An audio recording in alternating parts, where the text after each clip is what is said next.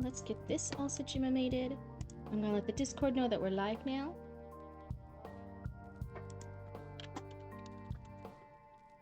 Hello. Hello. We're live. There we go. We're live. Everything's good. I'm pretty sure, at least. Ooh, that would be so embarrassing if it wasn't. Yeah, we're good. We're good.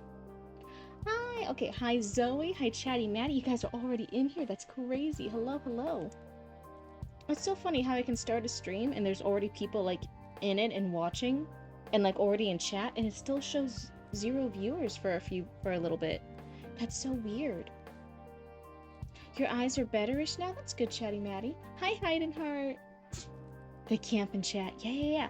It's just weird that it doesn't show that in the viewers, right? Whatever way Twitch does to count viewers, everyone complains that I guess it's not the best method. A lot of times it's wrong. It's just a funny thing. Can't say your energy levels are higher. Yeah. Well, hey, take care of you. If you need to head out early for the night, that's all good. It won't hurt my feelings, won't hurt anyone's feelings. This is just a nice casual place to hang out. It's not my feelings are never hurt if you guys like miss something or you guys have real life stuff going on, you know? Leave. You've been reading my own work to pick up word slips. You'd say I am a little bit.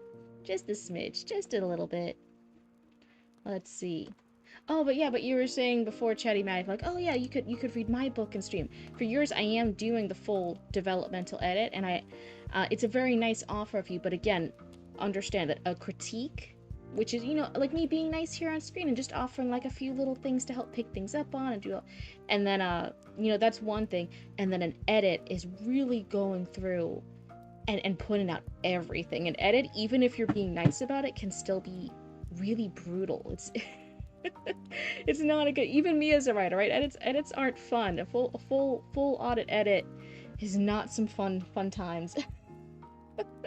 And you were already feeling not so good today. You were already dealing with whatever life was throwing at you. So I'm like, this is not a good headspace to be on live on stream and be going through a full edit. I'm like, oh, that won't be. I don't think I would do that to anybody. That's just, that feels cruel. I already say you guys are brave getting a critique live on stream. You know what I mean? That takes guts. That takes bravery. It's not easy just to get a critique. And I try to make that as nice and friendly as possible. I think, geez, even being nice as friendly as possible in edit's brutal. Edit's brutal. Are any of us sane? That's right, you guys are all crazy raccoons and possums. Hi Zoe, it's so good to see you. But yeah, it's not just you specifically, it's like anyone. I'm like, jeez, I would feel bad. I'd feel bad. I would feel like a terrible person in my soul if I did a full edit on stream. Edits are terrible. Hello, it's so good to see you. Welcome on in. And hey, I just want to check with you. You don't have a different username on the Discord, and you don't have like a story in submission that I'm like, you've been waiting on, right?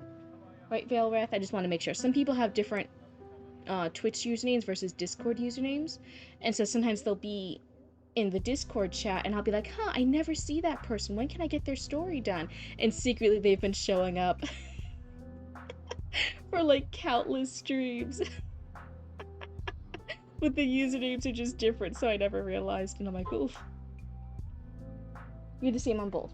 Okay, wanted to make sure. Good. Because you just show up and you're so nice and you lurk and stuff, and I'm like, man, if they've secretly been waiting for forever on like a story in the story submissions, I would feel so bad. That would be so mean. Like Zatara. It's Zatara in the Twitch here. And I recognized him. I was like, oh, hi, Zatara. We all know Zatara. Zatara's great. And then I realized when I was looking at the story queue earlier, I'm like, oh, okay, someone in the story queue on Discord's Honey Boy. And then I was going to send them a message, and I looked at what their other thing was, and it was Zatara, and I'm like, wait a second. Wait a minute, that's the same person.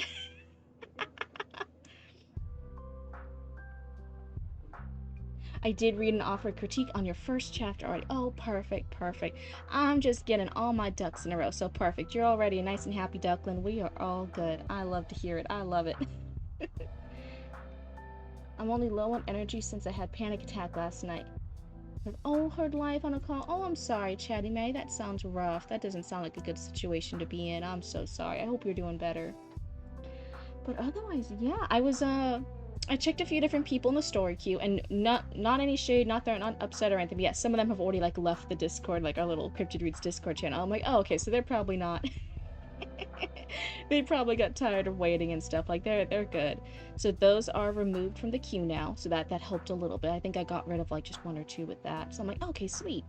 You know, those are people I'm not like stressed and worried about and panicking about, like they've been waiting for so long. I haven't seen them. Oh no. Like they already left. They went to found other cool things that inspire them and make them happy and stuff. So that's good for them. And then a few other people, I think they're just in and out occasionally sometimes. So now we're just waiting to catch them. We catch them live on stream. That way we can give them their critique, and they'll be nice, happy little writers, and everything will be good. And then I think we're pretty much on track for getting everything done for April 1st. I'm excited. It was really ambitious of me wanting to get all the queue done for April 1st, and I'm over here and I'm like, oh wait, it might actually happen. Aw, that's why they consider themselves your older siblings. That's very sweet. That's very sweet. Let me take a sippy real quick. Oh, please don't fall. Okay, I'm good. We avoided disaster. We are all good. But yeah. When you do open again, I'm gonna play a game when my time is here. I will offer 4 redeems of their choice the fandom it was originally written for. Oh, really? If they can guess. Okay, you're gonna play a game when my time is here. Offer 4 redeems of their choice. Fandom it was originally written for. Okay, so it's like original piece but was originally written for the fandom, and you're gonna offer people like the chance to guess what fandom it was for. Oh, that'll be interesting. I wonder if we'll be able to figure it out. Can you give us like a hint? Will you give us like, is it a really obscure thing from forever ago, like not many people would guess it? Is it a popular thing? Okay, they are niche. They are very niche. Okay, there are 2 fandoms. I'm curious because they are niche. I wonder if we can like, for like every like certain segment that we read, like if we get like finish like a page or so, we get like another little hint if we haven't guessed it. Like the first hint will be like, okay, it is a game. This fandom was from a game, or it's from a television show, it's from a movie or something, right? And then if we get like another page and we still can't get it, you could be like, okay, in this one, this is inspired by the side characters. It's not by the main characters, it's the side characters. And like by the 3rd page, you're like, okay. They have an iconic catchphrase. I didn't use it here, but they do have an iconic catchphrase. Can you guess what it is? Hi, Lambda. It's so good to see you. It took 4 to 5 hours and a nap, but I've decided what one of my 12 novels' female main characters looks like. Okay, just one of 12. Okay, but we got it. 5 hours and a nap, we got it. Or at least her skin color and the color she blushes. Hey, I'm glad that sounds like amazing progress then. And hey, absolutely, I was laughing a little bit, but no shade. I still have like nearly complete books, right? That like I've written it all and it's all done, and I still don't have like some of the characters' names done. They just have like increasingly long lengths of insults thrown at them as placeholders for their names. Oh, it's so funny. Yeah. The AO3 categories have less than 10 fics each. Oh, this is niche. This is niche. Oh no, will we ever be able to guess it? Oh dear. Oh dear. Maybe I'm too basic. Maybe I don't know anything that has smaller fandoms. Maybe I'm a basic bitch and I only know things that everyone else is a fandom of.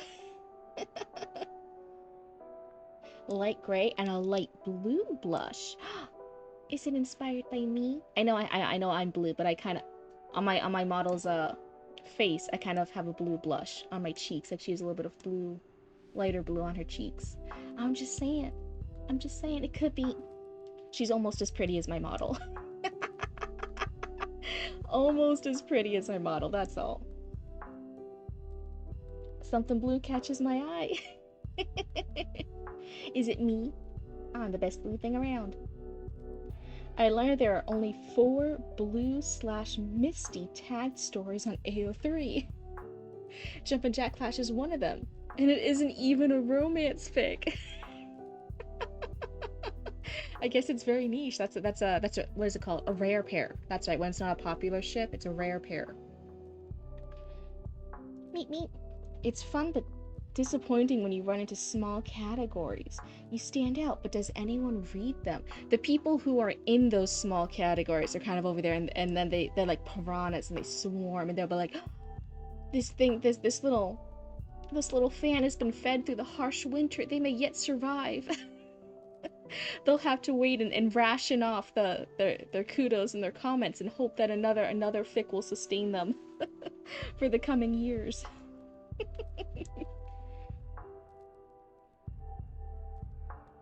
We're almost at 50 readers though. Oh, Atlanta. For the Jumpin' Jack Flash, 50 readers. That's so amazing. That's incredible. You should be so happy with that. That's 50 whole readers that read your fanfic. Hell yeah. Huge congrats for that. I'm so excited. Oh my goodness, that's a huge little like, oh, so many people read my little submission to the fandom, the entity that is the fandom. Oh my god, how fun, how exciting. I think that's always so nice. Can you believe back with our fandom ancestors, right, in the history of fandom, before we had a lot of these websites up, back when it was just a lot of like little ladies social events held in each other's houses, like, once a week or once a month, you'd all gather around at somebody's house and someone would host it, and you would all like share each other's fanfics and fan stories and stuff, or artwork. And then when it got bigger and bigger, like, yeah, they would actually print things out. They would print out their fanfic stories, and there would be people on a mailing list. It would be a mailing list all over the US, and you would mail out copies of your newest chapter for your fanfic to your reading list of people who are interested in your work and who would sign up to get the next chapter. And I'm like, we're so crazy lucky to have access to such cool things like AO3. AO3 is kind of like the gold standard of fandom stuff, right? We're so lucky to have things like Tumblr, where we can just share our artwork for free of little fandom things. We can just quote and like tag creators, and we can follow creators on socials and stuff, right? We're so lucky with that now. But also, I always think, I'm like, man, it must have felt so tight-knit and so like close. It must have like been such a strong bond to be part of like a reading circle that met in person, to be part of a mailing list for fandom. Oh my god, it was just such a different experience. I would just like to know what that's like a little bit. The yearn for the fix. We should be talking about my book's cover too. Wait, your book's cover? But I thought you're going for being traditionally published. Normally when you're traditionally published, they'll do all the cover and stuff for you. They pay for the artist. I want to share it when she's finished, but I think this is better. Cryptid, do you want a digital copy or a physical copy? Well, I normally prefer physical copies, but especially for books. But I'm confused here. Wait, what's happening? Goodness, congrats! 50 people reading my stuff would make me so nervous I'd break out in a rash. No, Duncan, you're good. You got this. You can read my first fanfic on fanfic.net still. Yep, fanfic.net. That's why I say, like, oh man, AO3 was such a breath of fresh air. I remember, like, you had to be, like, invited on. You had to get, like, you couldn't just sign up. Like, fanfic.net, you just, like, go on the website and, woo, there, you're there. But I remember, like, when, AO3 was still, like, an invite type thing, you had to, like, wait to be invited to be on AO3. Do you guys fucking remember that? Am I crazy? It was called something. It's 19 years old. Think I might more JJF. Oh, Jumping Jack. Okay, yeah. During stream, I thought about making a Wattpad or fanfic.net account to expand it, but I want to commission a cover for Jumping Jack Flash based on the single cover of the Stones' Jumping Jack Flash. Oh, that's so awesome. I know there are some people, like there are some fanfics, especially as they like get bigger and bigger and popular, especially for like niche or rare pairs. Sometimes they'll make whatever their AO3 or their fanfic author account is, they'll make a Tumblr page for it. And then when you can interact with the fanfic author on Tumblr, sometimes artists will actually like gift you. Oh, thank you for the posture check. Yeah. Let me just finish this thought real quick. But they'll actually they'll interact with you more on Tumblr. Tumblr's still alive and kicking. Can you believe it? It's one of the few social media sites I still kind of like. And I've seen a lot of fics as they start getting bigger and bigger and popular. They're actually being tagged on AO3, and artists are like making them artwork and stuff of different scenes in their chapters, and then they can actually reach out to some artist on Tumblr to be like, hey, you already like my fic. I'll pay you this much if you make like a cover art for it, and the artist might be like, sure. And it makes a nice little community, and then people who follow that artist might be like, ooh, they made a cover of this thing, what is it? And then they'll go check out the fanfic. It's just a nice little wholesome thing. It's cute. The publisher asked me if I wanted to do the cover or if he was what I would really seriously like look into whatever this publishing thing is that this person's offering you, Chatty Man. I don't know. I keep getting red flags from this. This seems so weird. Redeemed hydrated, dihydrated. Okay, I have a posture check and I have a sippy. Here's your sippy. Okay, and then we've done oh, thank you for the follow. And hey, I hope you like hanging out with the Cryptid cult. Oh, wait, what did I even title this? Oh, we're just writing chatting Cryptid. I'm like, oh wait, yeah, we're not doing critiques yet. I hope I didn't still have it. It's so good to see you. Welcome on in. But also we're doing a posture check real quick, so I'm going to redeem that. So everyone with your skeletons and any pet skeletons you got from the cemetery or a local crypt or a local graveyard, go ahead, we're going to unshrimp our spines. And for any pet skeletons, remember, if your spine's all convoluted and crazy, their spines might be convoluted and crazy. So tell them, make sure they're stretching their spines too. How's it going? We're doing really good. Today's gonna be a more calm day. Normally we're doing a lot of critique reading, so people actually submit their stories, and then we'll actually read through it live here on stream, and I'll give 1 or 2 pieces of feedback for them. That way we can all become better writers together. But tonight, it's a little bit of a quieter night. We're almost done with the queue. The queue's gonna open again in April, and I'm over here and I'm taking a deep breath. I'm like, ooh, we're so relaxed now. Everything feels so much more calm. So we're just gonna yap a little bit and I might start writing. Who knows? Why are first sentences so hard? Fuck. Do you see? That's why I have my amazing method. Blah de blah. I can't think of a cool intro. And that just gets rid of all of the stress. You're just gonna put the bullshit right there at front. And then you can do your cool things. I think I did for the Necromancer Dad story. I did have a cool intro, like an idea for it, so I wrote it down. But I also know sometimes, especially after you're done writing the whole story, maybe that intro doesn't work anymore. Maybe things have changed. Maybe it's not as cool as you thought it was. So you put it on a sticky note, and I'm like, okay, this is my gold standard for like what a cool intro could be. And then rather than being like caught up and trying to make it work, I kept going, and I'm like, okay, now that that's out of the way. I think he was just called Necromancer Dad for the first few pages, and then I started calling him like stupid idiot. I should give you a really bad beard or something. I'm gonna make you like 4 foot something because I hate you. I started giving him really bad insults because I was getting tired of his character. Oh my goodness, I still haven't thought of a name for him. He's still just Necromancer Dad. Plus, I'm not explaining it properly too.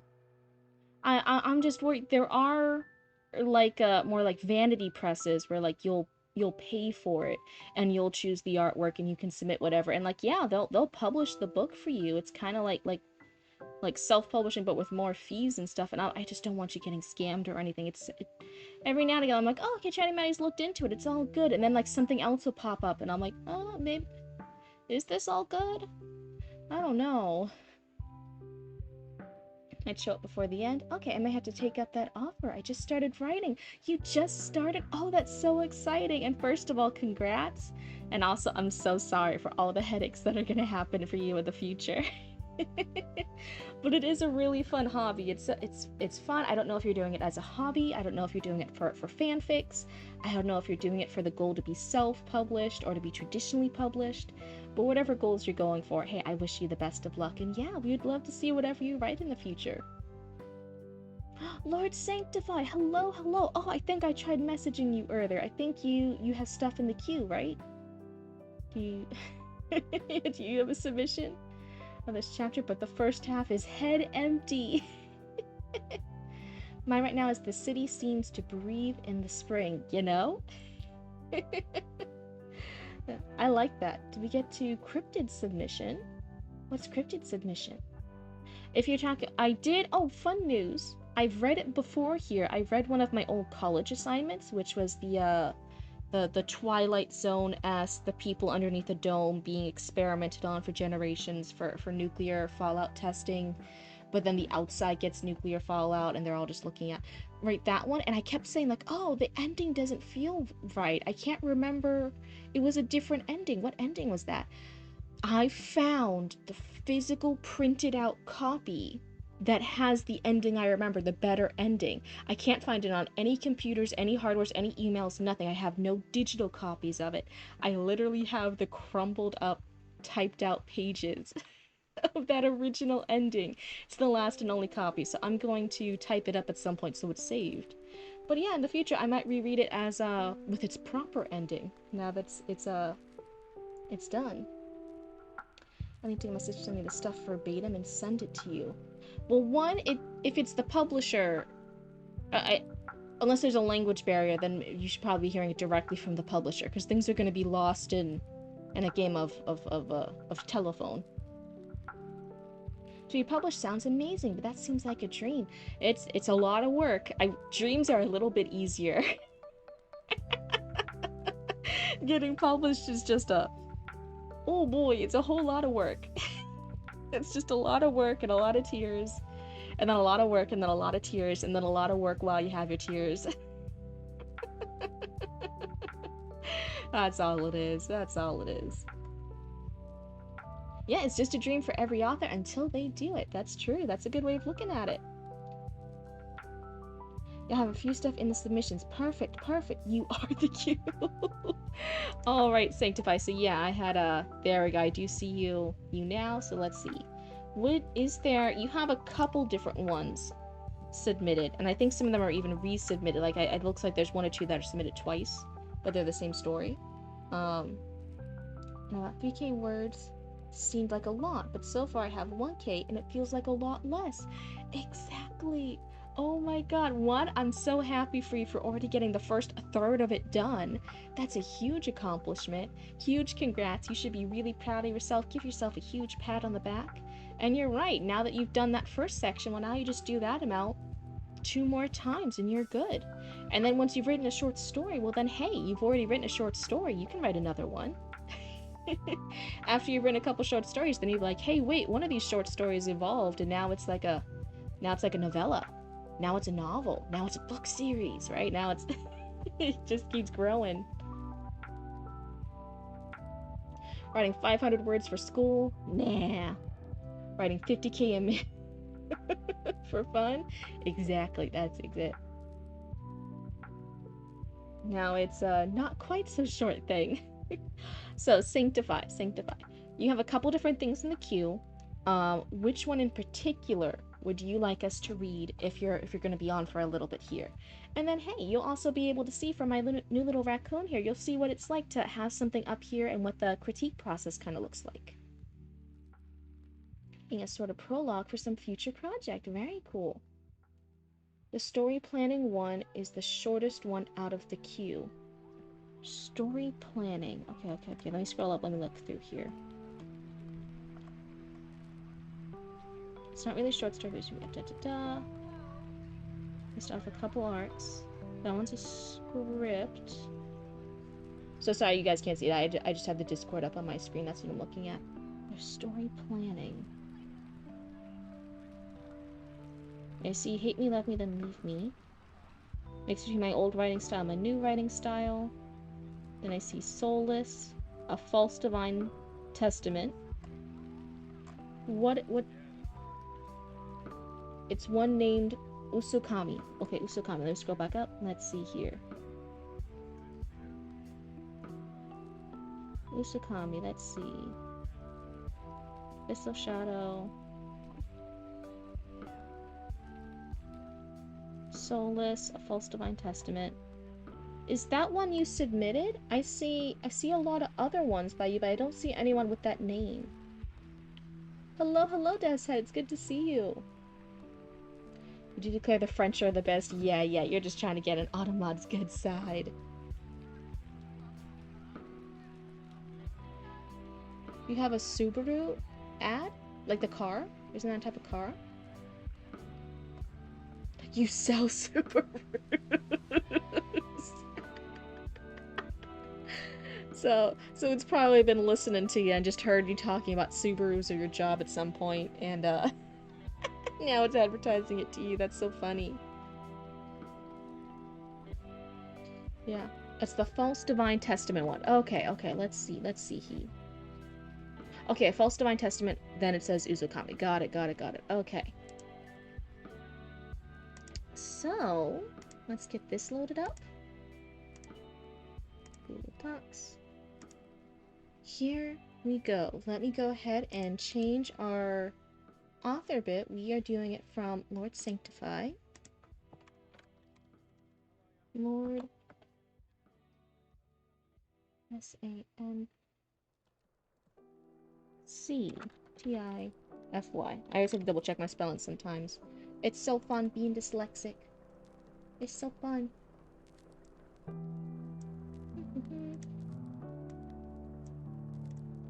There we go. I think that looks good. I was writing about a Lexus hitting a Hummer and got a Lexus ad. Oh my god. It's just the story planning? Okay. That's totally fine.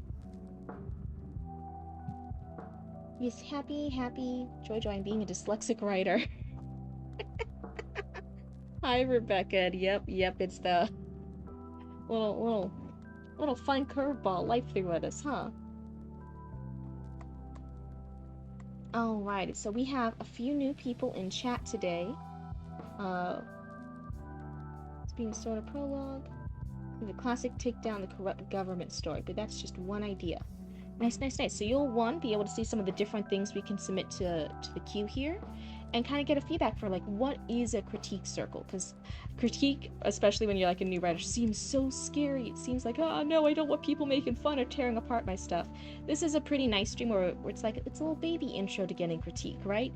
We'll read it all, we'll read a little section, and then at the end, I give one or two things I think could be a little bit improved on or worked on. It's not going to be tearing anything apart. It's nothing too crazy.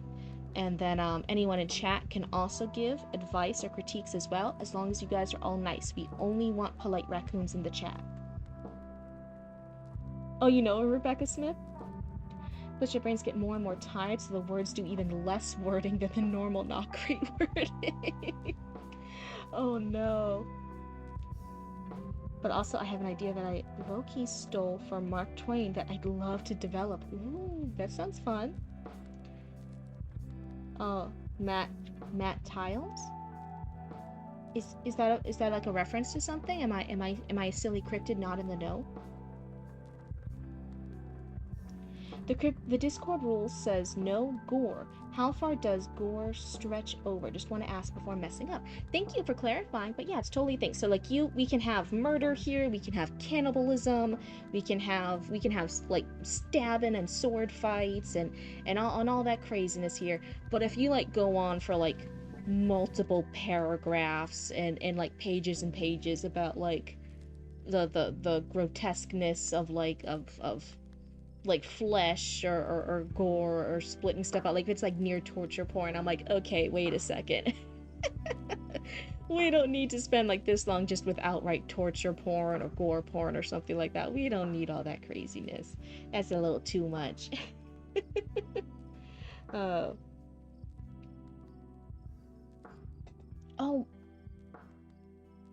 Matilius? Instead of like, okay, wait, okay, I think I got it.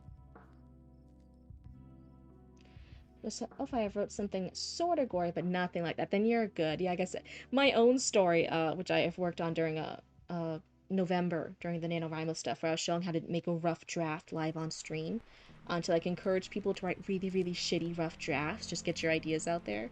Um, the grotesqueness of flesh.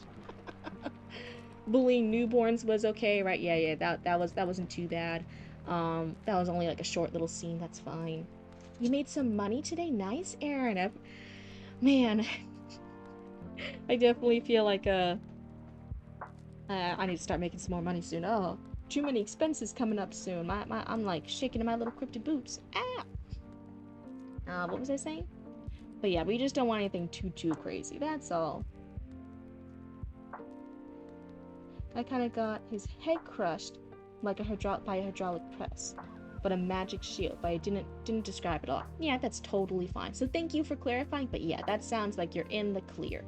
And hey, if there's ever an accidental mess up like that, like maybe let's say like worst case scenario, I said it was good, we start reading it, and then like maybe it gets like a little too crazy. Like maybe we miscommunicated how crazy on the gore it was, right? Um, in that case, I'll just be like, oh wait, I think this is a little too gory, and then we'll stop, and I can either like go past it and like keep giving you more critique on stuff, or we'll just like stop there and I'll give you my critique on stuff. But like a little accidental, like oopsie and stuff like that, where's the miscommunication? It's not gonna get you in trouble. It's all good here. We're casual. Money, money, money.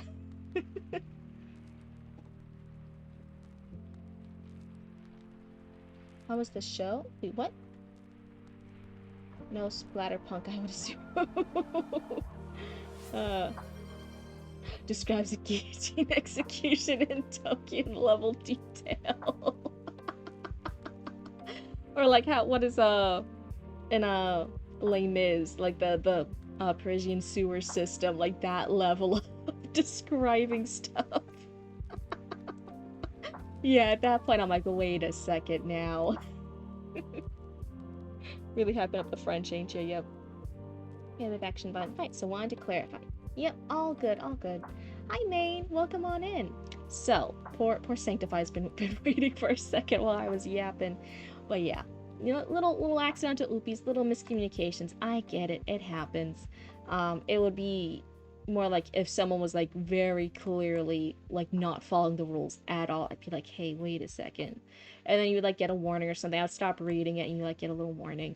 And then if someone like kept doing stuff like that, I'd be like, hey, wait a minute, you know the rule.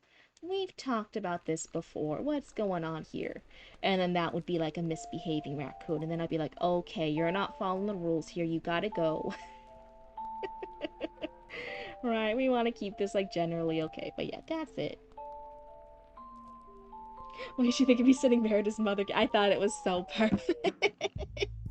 I was like, oh, that's a great use. This is perfect. And then Chatty Matty also had like another one for Merida, and I'm like, oh, this is good. We're basically recreating Brave. Absolutely fantastic, everybody. No notes. I'll be shooting from my own hand. So let's see here. This is from Lord Sanctified. This is just an outline. This is the story outline. So we're gonna read a little bit of this here. So if there's anything confusing, like, hey, it happens. It's just a rough outline, right? So we can ask questions and stuff to clarify. And then at the end, I'll give some feedback, some little things to look out for if I notice anything. That is perfect. So we have something crossed out here what the story name is. So it might not be the story name anymore. That's totally good. English, Greek, Norwegian, and Icelandic. Oh man, you really like that one. This was brought to life from a weird dream that made me kind of depressed and confused. Is this part of the story? Is that like the narrator saying it? Or is this you letting us know something about the story? If it's just you letting us know about the story, then totally okay. Sorry, depressing, but fictional story in a college that is pretty much the entire country. Okay, there's an entire country that is a college. So like everyone would send like their people here to this country for education, I guess. It wasn't before. What happened was the queue got so big. The queue got so big that I was like reading, you know, like 2 or 3 stories each stream, but then 3 or 4 people would submit, and so the queue wasn't like lowering down at all. And I was like, how do I get the queue done? So I temporarily shut down the queue for this month just to work through everyone's submissions. And the submissions are almost done. I want to get all the stories in the queue done for April 1st. That way we could start the next month on April 1st, open the queue again, and then there'll be some new story submission forms that you sign. That'll be very, very easy, right? It'll just be like, oh, what's your Twitch username versus your Discord username, because some people have different ones. What genre is this? What kind of critique are you looking for? Right? It'll be like a nice little simple thing. Is this a joke to you? I know it just happened to work out that way, right? But it's normally not a month submission thing. It just kind of worked out that way. I had to give myself a little pause in the queue so I could catch up, and we'll be figuring out how to run things a little bit more smoothly when we reopen it in April. So I'm looking forward to it. So the entire country is a college. Okay. Oh wait, we're having. Oh wait, we're having some highlighting stuff happening already. Oh, what's happening here, Sanctify? Oh, they're adding notes. They're adding notes for us. I feel like I'm looking at a little Ouija board typing things out. Okay. Invites Deadpool for April 1st. So the main character, so you have a main character. Oh, so my magic system is somewhat complex. Not really the best word. But if you don't get it, you may be lost. So I put my short story in. Should I put in the magic system as well? You could leave like a little note about it. If it's like multiple documents, like if it's like multiple pages to explain this thing, then we can't read both in one submission. You know, it might be like 2 separate submissions. But if it's just like a little thing explaining, you could leave a little note in the document for me at the very top. Kind of like what this is. You could leave a little note at the top. You could answer questions in the queue, because I won't read your submission unless you're in chat. That way we can like talk back and forth, and we can ask each other questions and clarify things. So you could even say in chat, oh, here's how the magic system works. Oh, hey, that part's explained later, but here's what it means here. Yeah, your magic system is 5 pages. So that's one of the things too. It's whatever way you think would best handle it, but that's normally how we handle it. It's either a note in the front, like a paragraph or 2 explaining it, if it's important, or it's in chat and you'll explain stuff to me real quick while I'm reading it, and then we'll look back and be like, oh, okay, yeah, that makes sense. So you can explain on the fly. Totally good. Whatever works for you. So the main character has a beautiful girlfriend and also a harem of girls. Okay. Might rework this to say multiple fiancés. I have a very bad addiction to Chinese short dramas and this kind of... Oh, I can't read it with your thingamajig there. Llama half. That one, I've heard of this one. I haven't seen that one. Pretty simple. Style yourself with a certain gem and you get powers pretty much. Yeah, okay. Oh, then you don't even have to worry. I would just leave a little note. 1 or 2 sentence notes like, hey, little asterisk, this is the magic system. And asterisk, then I could read it. It's all good. It's gonna rework to fiancés. Inspo is this particular anime manga. So it's this person with a harem. He doesn't realize they are helping the other guy. Oh, who's the other guy? Is it the bad guy? Is it the antagonist? Ooh, what's happening here? Rival love interest? The other guy makes the main protagonist harem know that he is seeing the main character cheat on them, and they believe it. So if you're already in a harem, this is one of my initial questions. This isn't necessarily a plot hole. This is just me asking questions as I'm reading it, right? It's not to attack you. It's just me asking stuff. One of my things is, if you're already a woman in a harem, and you know you're in a harem, you guys know you're kind of gonna be like a sister wife situation, right? Is it really that big of a deal if he's with somebody else? Wouldn't that person just also be included in the harem in the future? Or do all the other women have to approve who's in the harem? Harem betrayal. That's just some things to keep in mind. Realistically, how would these characters react to this? Is this Something that maybe some of them would feel differently about. Would some people in the harem act betrayed? Would some of them be like, whatever? The main character defends himself, but they don't believe it. And they yell and they insult him, and then they destroyed his life. Well, that's a huge escalation. Oh my god. They have a little fight and they destroy his life. This one's popular life was destroyed. I'm wondering, is he the only one with the harem? Or do most people have harems? Do the girls get reverse harems? I don't know. I wonder how this works in this world. There's a lot more genres that will fill the story and go with the harem. Romance and action, such as sci-fi.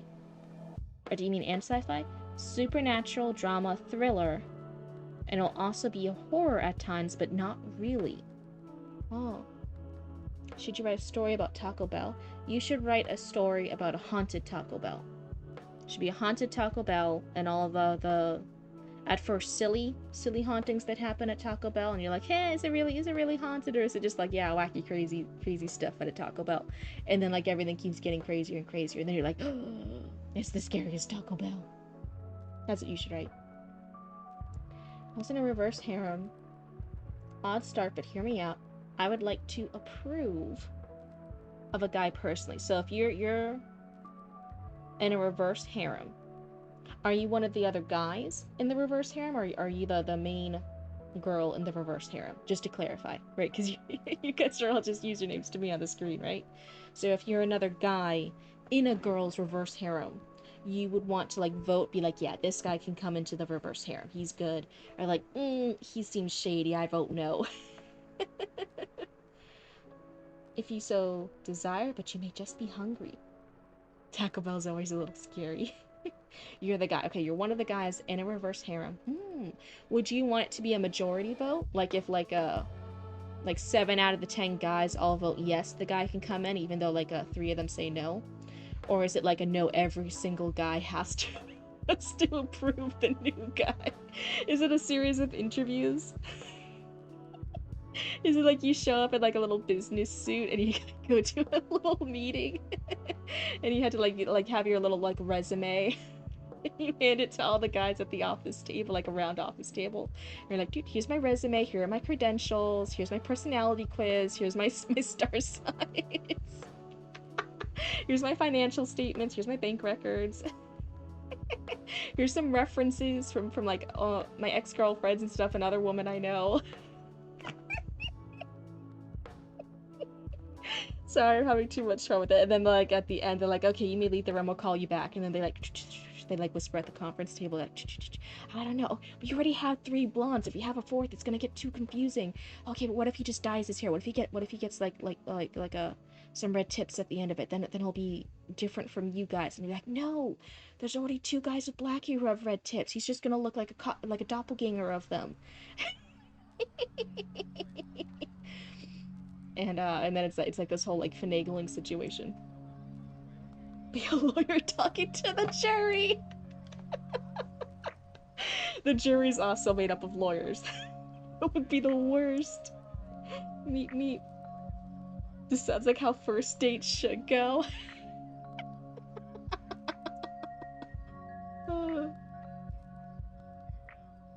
I want to try and do a reverse harem short story before I do this one. Okay. But I wouldn't do that anyway, so maybe my opinion doesn't count. I'm a big one-person guy. Yep, I feel ya. Cryptid is boringly monogamous, right? Well, that's all good, whatever anyone else does, right? It doesn't matter to me. It's just for me personally, I'm like, okay, but for the understanding of this. This is a harem one. So this isn't me like making fun of the concept of a harem or reverse harem. I'm just like, hey, these are some things to consider with your characters. Like, do other characters have harems? Is it the cultural norm? Do other societies, when they send their people to this college country, do some of those other countries not have harems and therefore it's like looked badly upon? No, you're saying respectless. Troll. So his popular life is destroyed. So his harem has left him, and now he's got nothing. His life is over.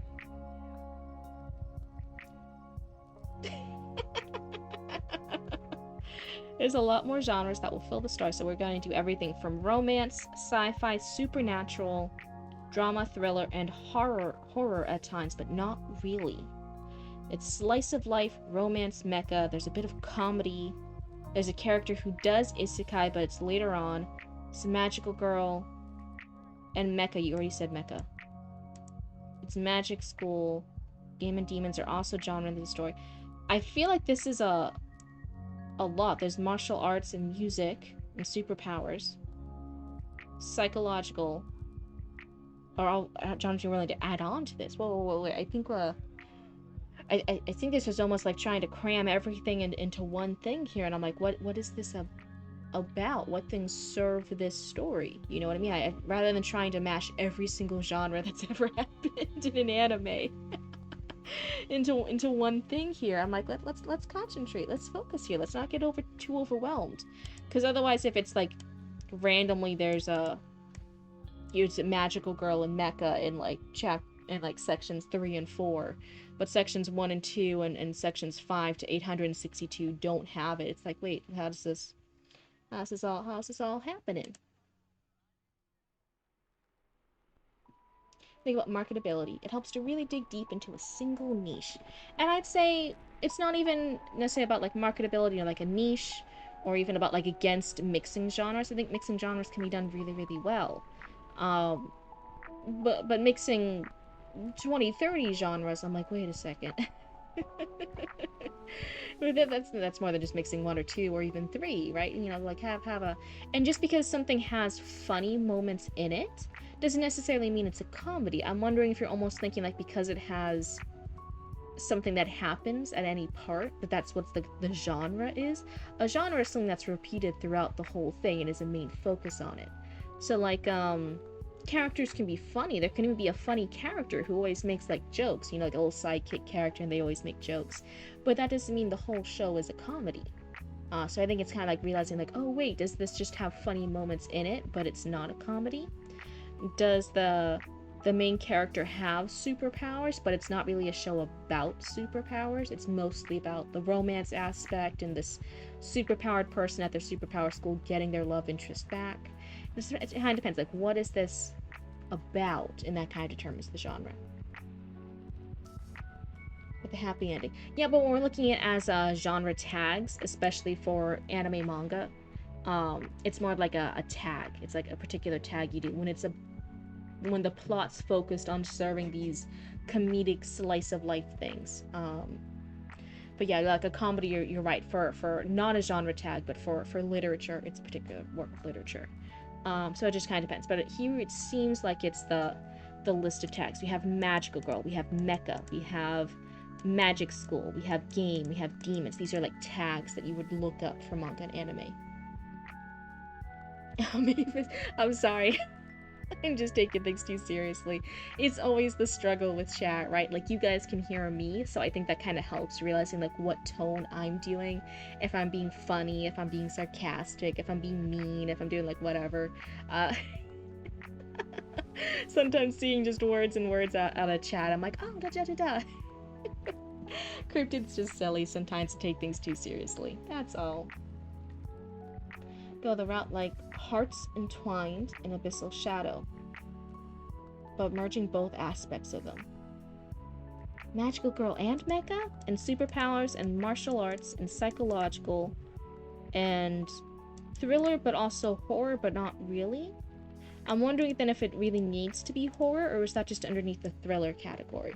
This is just me nitpicking tags. That's not helping you. I'm just hyper-focusing on your tags. This isn't really helpful. I'll keep going. So for anyone else here, and also it's been a minute, I'm reading a lot of stories here. So it's gonna go the route like Hearts Entwined in Abyssal Shot. Do you mean like in story format? Do you mean it's gonna be like this anime manga book? It's gonna be a story. It's gonna be like a web novel, but as if it's telling the story of an anime manga. Let me know what you mean by that, or is it just like has similar aspects from both of the stories? So let's see here. So we have some of the tags. We have this idea. So make the main character at first be someone that always loved his girlfriend and harem. So all his fiancés. It's been changed to fiancés. but doesn't realize their true intentions as he was blinded by love. Their intent. Oh, is the harem members evil? Oh. Hold on, I'm gonna cough real quick.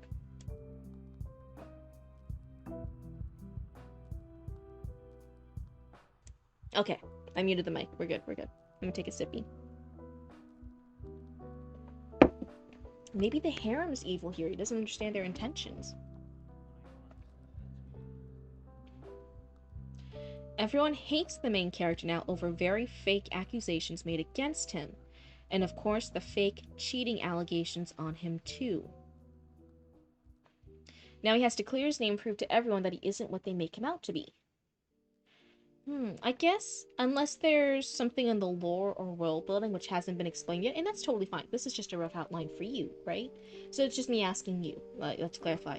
Is there gonna be something cultural or plot relevant that makes having another secret girlfriend against all your bajillion other girlfriends like the end-all be-all, like it ruins your life? Like everyone will shun you because it's such a horrific thing? Or in this one, is it kind of like just that the harem girls are mad about it? Hello, hello, welcome on in. We're happy to have you here. Right now, we're actually reading a story rough draft outline, and we're reading through this, and we're offering little bits of critique or ideas, just little snippets here and there. And you in chat are also welcome to give ideas or ask anything to clarify, as long as we're all nice about it. That's the main thing. But otherwise, welcome on in. This is from Lord Sanctify in chat. So this takes place in the future, and it's October for maximum cozy spooky vibes. Okay. So we do have battles. Work similar and differently. Ooh, that's a little confusing. So they work similar but also differently to many video games, animes, webtoons, music, manhwas. Okay, a lot of different things just listed here. So for us, it's a serious but at times unpredictable story. Okay, so it's gonna be going through a lot of different things here. Copy that. Yeah. Oh, you gotta go? Have a great one, Death said. It was great having you here. Hello, hello, and hey, welcome to Cryptid. I hope you have fun hanging out with us here. So the main character gets bullied constantly, and his harem are all people who once loved the main character, but they love the wealth, the fame, and the gifts the other guy gives them. Okay. So I'm curious here, it did mention earlier he didn't realize their true intentions. So are these other harem girls, are they evil? Are they gonna be bad antagonists? Because it kind of hints earlier he didn't know what their true intentions were. But here it just seems like, okay, they did love him, but now they were blinded by the secondary dudes. Like the gifts and the fame and the wealth and the money and the blah blah blah. Blooba day, blooba night. Oh, 10 stream streak. Oh, thank you so much. I'm always so like kind of overwhelmed that you guys hang out with me so much. Chatty Matty's actually been for a lot of streams actually. I wonder what stream number they're up to. Okay, the full name's a work in progress. That's 67% done. Okay, so we don't know the full name yet. That's totally fine. I still have like almost completed books where the characters don't have names yet. Every plot twist and character within the story have depth. Okay. World building, as well as on the casting, be very diverse. Being quicker than usual. I'll make this mostly slow-paced, rather than the usual fast-paced stories. Okay, so you're gonna mess around with your pacing a little bit. You're gonna be trying to expand on and slowing down your pace, letting the sub-stories, letting the backstories really emerge. That'll be cool. How much percent done? Oh, is it just a 6-7 joke? Was that just a joke in there to trip up Cryptid? I know that's a meme thing. I know it. I'm hip. I know what the young kids are saying.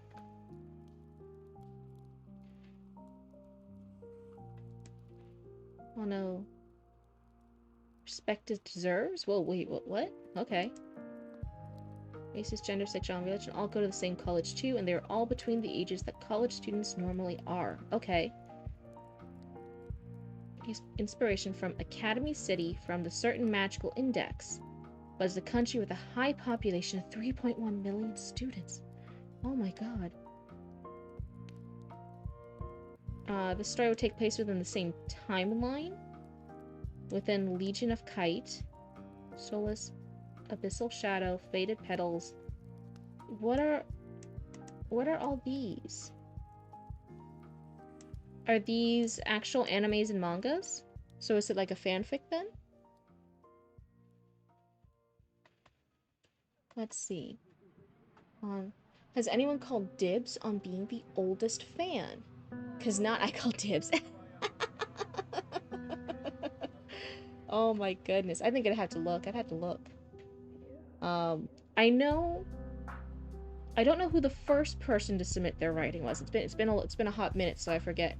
I do remember in the beginning when we first started doing this, it was such a I had no idea it would grow to this much, and you can kind of tell when I say this.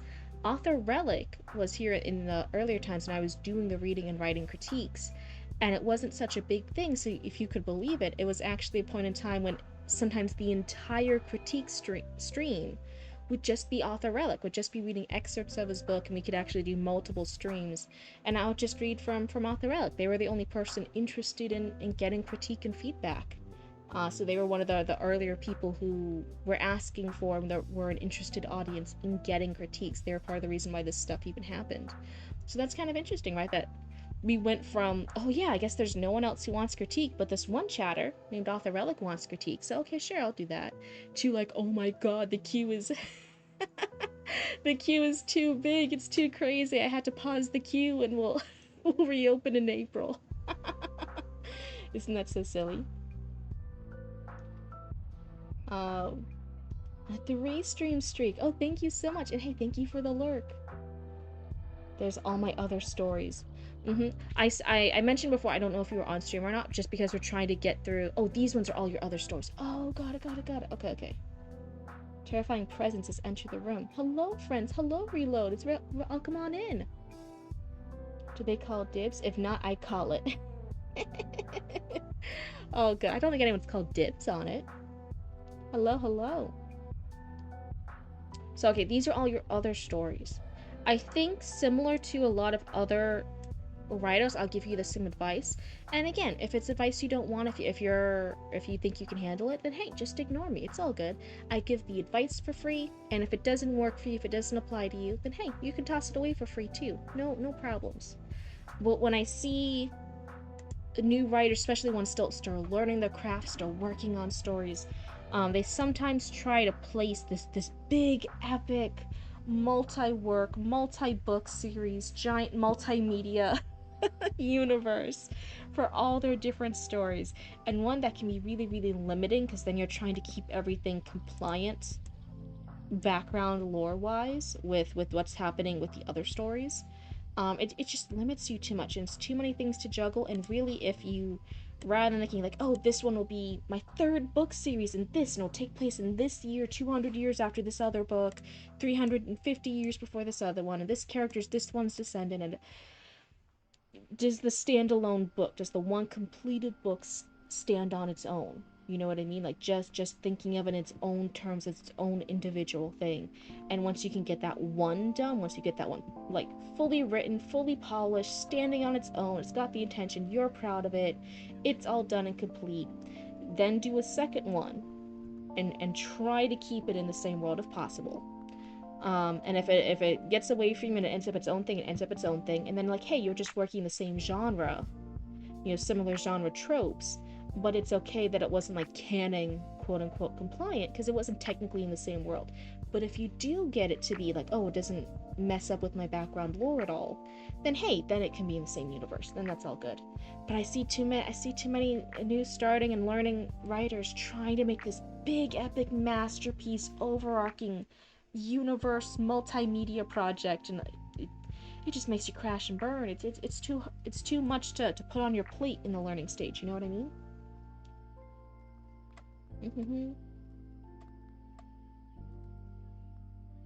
Let's see. Oldest by time watching, but I might be one of the oldest by age.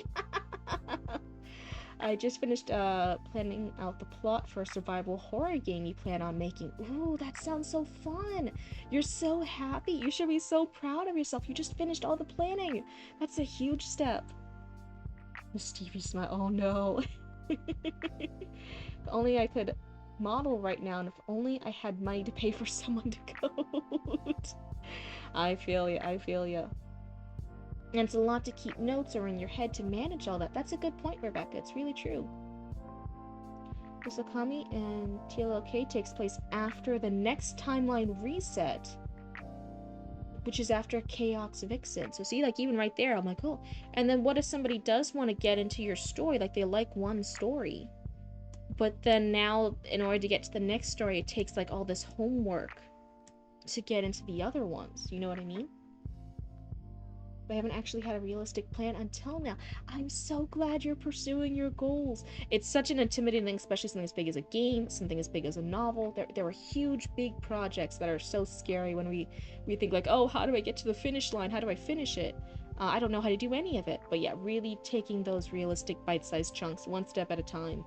That's how we do it, one step at a time. I'm over here and hey, Three Little Witches is supposed to be an animated project, and I'm over here and I'm like, oh, I've only written stories, like novels, and now this is like a script for like an animated thing. So I'm one step at a time. I had to reformat it to a script. I had to figure out how to do script for animation. I had to start looking at concept art soon. After concept art, I had to start looking up storyboards and working with storyboard artists, and that gets really, really scary. That gets a little bit overwhelming, but I'm like, well, not to be derogatory, but like a guy can do it. Guys have done it before.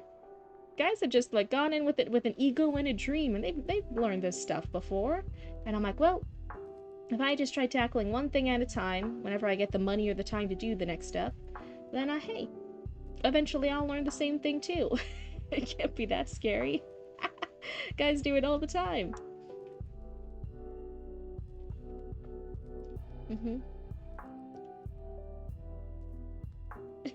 So anytime I do a meep and like in the YouTube, the algorithm picks it up and lets you spread. I've noticed that, and I'm over here and I'm like, oh, why am I why am I getting attention?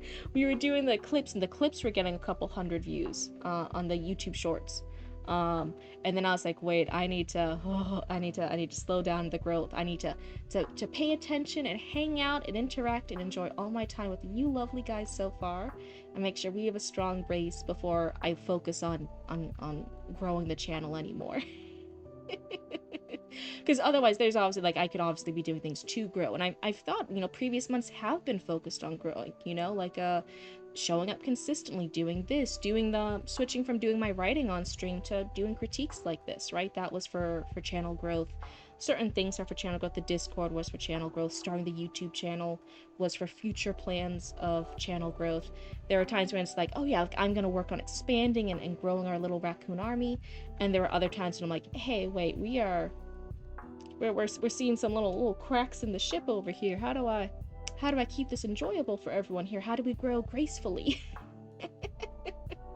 And right now, I'm rather than focusing on my growth, I'm focusing more on like, okay, we need the systems in place. That's why, like, April 1st, we'll be having the new submission forms. Everyone has submission forms now to help manage things. I might have like days for the week that you guys can like claim to get your story read. That way there's like time slots and stuff. There'll be the little guy here in the corner in the future that you guys can like send bits to, or send some of your points, your raccoon coins you're saving up, in order to do a text-to-speech redeem. You know, there's things that I'm like, okay, I want these things established before then I go back on to grow. There's growing, and then there's like making sure your foundation's good. Oh my god, all the technical, the background stuff going on, being a little content creator, a little blooba. That's what's happening. It's all about a Spec Ops team going to save a government person's kid. Okay. And when they get to the facility in the middle of the ocean, they get cut off from the outside world, and this mad scientist monster all break out. So now they need to save the kid and escape. You're not fully done with my dear, but all the bones are there. Oh, one of my first questions is, why was the Little government kid, what are you doing out in the secret facility in the middle of the ocean with the mad scientist? Little kid, what are you doing there? Little kid. Little Timmy, that's not where you're supposed to play. Get out of here. That would be one of my first little questions. Like, what is this little kid doing here? It is impressive that I wrote 5 notebooks full of the story from the exact same time and universe when I was 8 to 9. Yeah, filling up notebooks is a crazy... I've only been able to fill up notebooks when I was in college, when I was midway through college into getting my degree. Then I was actually able to, like, write in notebooks and not feel guilty. Did anyone else do that? You just collected notebooks and you would try to write on the first page and then you would immediately hate whatever you did, and therefore you'd leave the rest of the notebook empty because you, like, ruined it. You ruined it by putting your thoughts in the notebook. But no, college was so rough for me. I actually started, like, journaling and notebooking, and I started writing down my ideas and goals and wishes and stories and stuff. And I actually finished a book, and I felt so accomplished with filling up a notebook. I was like, oh, this is great. I've been filling up notebooks ever since. So I did it way later. So the fact you were doing that since you were a kid is really impressive. Still in the works. You can't stop the growth, Cryptid. You've become noteworthy on the algorithm. Oh man, I don't know if I'm noteworthy yet. But yeah, the plan is once we have the bones down, then I'll start working on content creation again. Some of you guys are so nice, you're actually following us on, like, the TikTok and the Instagram and the YouTubes and stuff. And I know right now it's mostly just the VODs up. But once we have the stuff in the bones set down for the growth come April, then probably mid-April you'll probably notice an uptick in me making content again, you know, making the shorts with the little Bluba model again, posting those in all the socials, being more active on the social media sites, getting that engagement again, doing my engagement farming. You know, so if you're like, oh, why did Cryptid suddenly switch to doing that? It's purposeful, it's planned. There's growth periods, and then there's, oh, make sure your foundation's good periods. Let me just go back and forth. Raccoon, no, I can't think of a way to do a monster raccoon. They're already such perfect little monsters. Why would you want to mess with it? Now imagine Archie just making said crack worse when you're trying to slow down the growth. Oh, a big monster broke into the house and kidnapped them? And then brought them to the secret government facility in the middle of the ocean? What did that monster have against that kid? Jeez. I guess monsters just hate that one kid. They all said that one kid sucked. Little Timmy has been so everywhere, I'm suspecting they're a cryptid. Ooh. Little Timmy's a cryptid? I totally don't have a tote of near blank notebooks under my feet. See, you get it, Duncan. Oh, am I behind on... You aren't? Thou shalt feel my power, make you worthy with clips of your sillies. I was trying to act cool about it in chat in the stream when you mentioned, like, oh, you started a clipping channel. I was like, this is so exciting. But to be fully transparent and stuff, like, afterwards, I was like sitting and, like, de-stressing after stream on the couch, and Roots came out. They were like, oh, hey, and I was like, Roots. They're like, what? And I was like, Roots. They're like, what? I was like, Roots. What is it? Like, Roots. So one of the raccoons, they made a clipping channel. We have an actual clip channel. We have a fan clip channel someone did for us. They made a clip channel. They're taking clips of the VODs, and they were like, oh, that's, like, fancy. And I'm like, yeah! And we were, like, freaking out at, like, 4:30 a.m. or something. It was crazy. I try to act a little bit more, like, sane here, even then sometimes the craziness slips out. But I was absolutely losing my mind after stream was over. I was so excited. It will terrify everyone. Oh my. It must be hard finding a good foundation in that shade of blue. It's true, so I try not to use too much foundation. I've really found that, it's not mineral water. It's what's the clean water you get in the thingamajigs? Using just washing your face really, really a lot, and then color corrector. Washing your face really, really well and color corrector. That's the main thing to keep my complexion a little happier. If I do too much foundation, my skin actually gets really upset and angry. Sunset. Makeup has blue foundation? Ooh. Little Timmy is a hive mind eldritch horror. all creepy little kids are all secretly little Timmy. For me, it's not the notebooks because I'm primarily digital there now, but planners, so many planners that have maybe a week filled in. Eventually there will be a planner that works with my inability to be consistent. I feel ya. I 100% get you. Micellar water? Oh, is that it? But when it washes off, you look so pale. So yeah, in real life, I'm a little ghost. So yeah, micellar water, I love it. I love it. Color it gets rid of all the red in my face, and then I just have this natural, beautiful shade of blue. It looks so nice. My complexion's so even. So yeah, micellar water, and then color corrector. That's it. And then look, you too could be a fabulous shade of blue. One of my friends said I should write a Peanuts fanfic, the Charlie Brown series. I think there's potential and really it allows for any number of stories. Oh, that sounds so fun. Have you bought Archie's famous Blue Clue Foundation makeup sponsor from Squonk & Co? I have not. I didn't even know Archie was doing that. Oh my goodness, I'll have to give it a try. I could be a Squonk & Co makeup beauty influencer. That's gonna be my new thing. Okay, bye everybody. No more reading critiques for me. I'm gonna go be a beauty influencer from Squonk & Co. Goodbye. That's gonna be the new Cryptid goal. That's what you're gonna see. So okay, so I gave you my little warning about, like, you know, planning too big of a multi. I mean, this is even a lot for same things, but a big multi-universe spanning series. You know, I gave you a little bit of warning, but hey, if it's what you want to do, I'm not the boss of you. It's whatever you want to do. So that was my little soapbox up here, and now I'm off my soapbox. So let's go ahead and keep doing this. I'm thinking of making the story about 11 or 12 arcs long, but with some side stories here and there. Okay. 11 or 12 arcs is a lot of arcs. But I guess it's not uncommon with, like, shonen themed things. Shonen is especially known for, like, those really long running continuous story arcs. Think of Bleach, think of Naruto, think of One Piece, those type of iconic shonen things. So if that's the vibe you're going for, I could see that. A beauty influencer, but we can't achieve your natural glow. Well, they said Squonko has a blue base. It's okay. Listen, you guys could all be blue like me. Oh.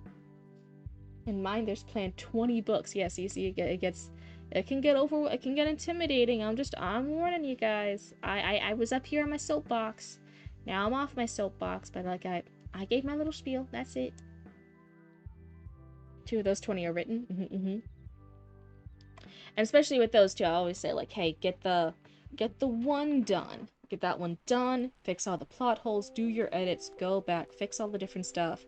Because if you get too long in it, if you're like on book 3, 4, 8, 22, 54, and then you go back and do edits, well, then there might have been a plot hole you missed in the first one, and then when you fix that one, all the way back in book 1, well, now you look through and you're like, oh shit, that has a domino effect through books 8, 16, 22, 53, all the other ones. Now you have to redo all those books because you didn't just finish the one, did the one, go back and do the edit, self-edit, get a developmental edit if you're going for traditionally published, forgetting it's actually published, or even self-published, right? Both of those are valid forms of publishing. And doing all the fixes for that, now you have to... You have to go do all the work for everything else. Oh my god, we have some more things. We have more things happening, right? I thought we were almost done. Oof. Currently we have 20 to 30 books per era, of which we have 6 that contain books. Oh, I am scared. I'm only partway into book 3. There are definitely genres that lean towards longer series, but often the overarch is kind of in mind. but then you're looking at shorter arcs. Don't forget, each book needs its complete arc, and then it's good for the first 3 to have an over arc, books 4 through 6, etc. Good point, good point. Good ideas. And also, hello and welcome on in, Raiders. Let me type a message in chat in case they're stuck in ad. Welcome, Raiders. Hot take. All Jane Austen books were set in the same universe. People don't necessarily, impinge on each other. Hello, hello, and welcome on in. And hey, thank you so much for the raid. That was so nice of you. Well, oh my goodness, Sanctify, you are writing more and more things. I thought this was like a one thing I was going to read and be done, but there's more things being written. Right, live here on stream. Oh my goodness. Hello. Do you bring snacks? Oh my goodness. But yes, hello, Raiders. Did you guys have a good stream? Were you guys having fun? Right now, for anyone who's just joining us and hasn't been here before, I'm reading a quick little like rough outline idea for a story from one of our raccoons here in chat, Lord Sanctify. You can see their name up in the top right here.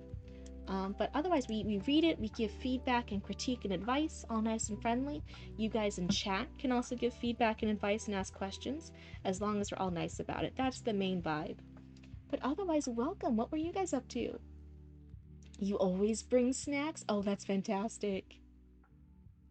Mothman Apothecary to get the blue Cryptid Glow Potion, to get that natural blue sponsored by our Cryptid Hunters. No, Archie, get out from underneath the news station desk. It's okay. Turn back on the lights, everybody. It's okay. I don't think they're Cryptid Hunters. I think they're nice. I think they're friendly. They brought snacks. Archie, they brought snacks. You did a little bit of writing to tire myself out. Oh, what a perfect, like, before bed routine. That's great. Did you get sleepy? Oh, you guys know each other? Nice. Archie, you're a professional. You have to finish the sponsorship. Okay, we got interrupted by you thinking they are Cryptid. You gotta finish the sponsorship ad. Otherwise, Squonk & Co. won't finish the payment. They won't give you guys all the peanuts in the trash. You're almost done with a whole chapter? Oh my goodness, you should be stoked. That's amazing progress. You should be so proud of yourself. Need was the first writing channel you followed? Oh, how fantastic. Well, then definitely welcome on in. Hello. Now I feel a little anxious, like, oh my goodness, this must seem so little and small fry compared to you. But thank you so much for the raid. I really appreciate it. I'm still a little baby streamer over here. I'm still learning the ropes. Yeah, Hiding at Heart is absolutely lovely. They're even like a lovely member in our Discord as well, in our Discord community. We're really lucky to have them here.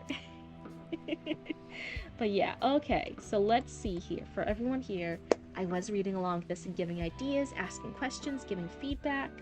Let's see here. We were just finishing up.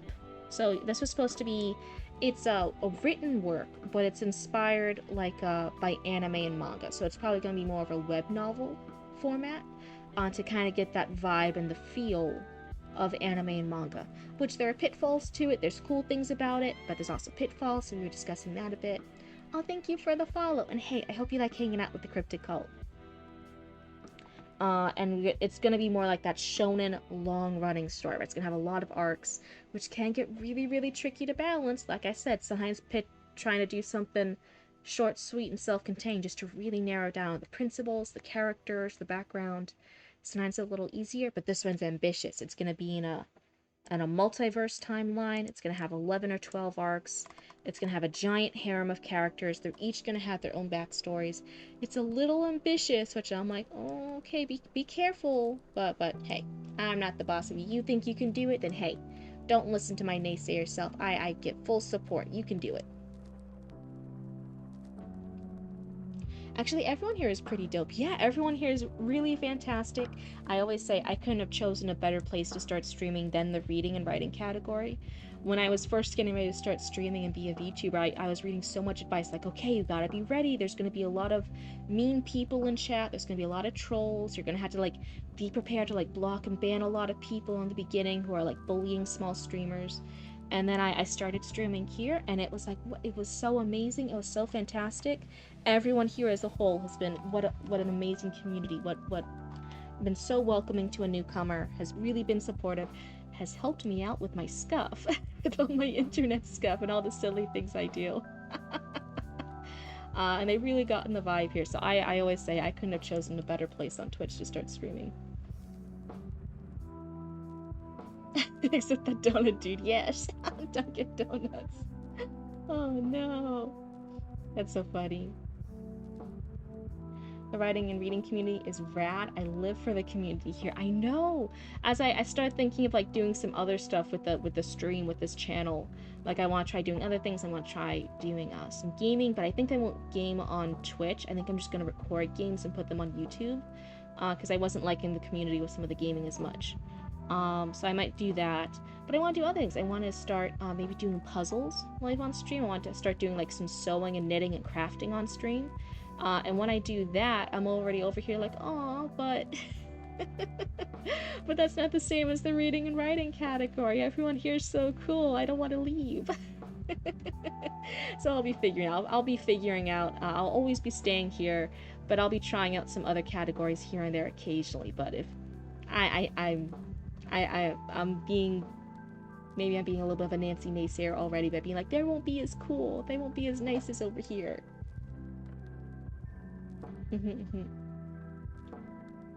That's what I thought. And the inevitable everything breaks that seems to be like every stream. I'm still trying to get my dragon able to talk again. Oh, I can't figure out why it stopped working. Do you have like OBS or something? Is there like some random like update you have to do?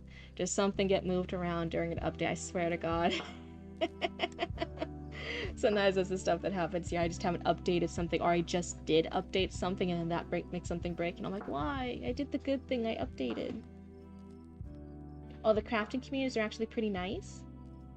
No leave, just visit then return. Yeah, I'll always be here. I think this will be one of the places I hang around with for a long time, but I'd like to dip my toes into some other communities and try them out a little bit. Oh, we got the full ad.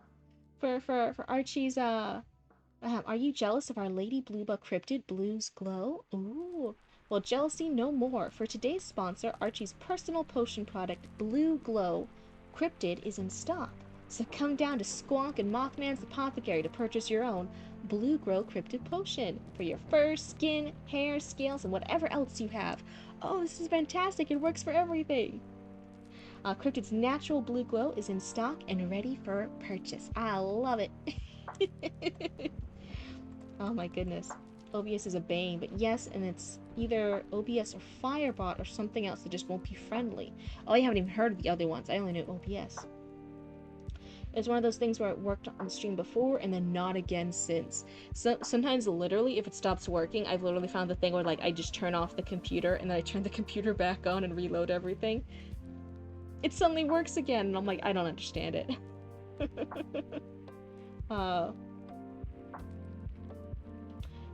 Creative spaces are usually a good time, but every now and then you have to excise folk from your spaces. I've been doing more gaming lately, and there's definitely a big disparity in how people behave when I'm writing or when I'm playing something like Elden Ring. Each of those different individual things, they definitely got a different community vibe. There's always going to be good people in those spaces that are generally like sometimes negative, and then there's always going to be some little negative people in some otherwise really good spaces. It's always a mixed bag, but as a whole, I really like this space here. Let me play my game how I want. The turn it off and on again was my 80% of the time it would fix it trick back when I did tech support. This one has been solved with that. This one has not been solved with that. Oh no.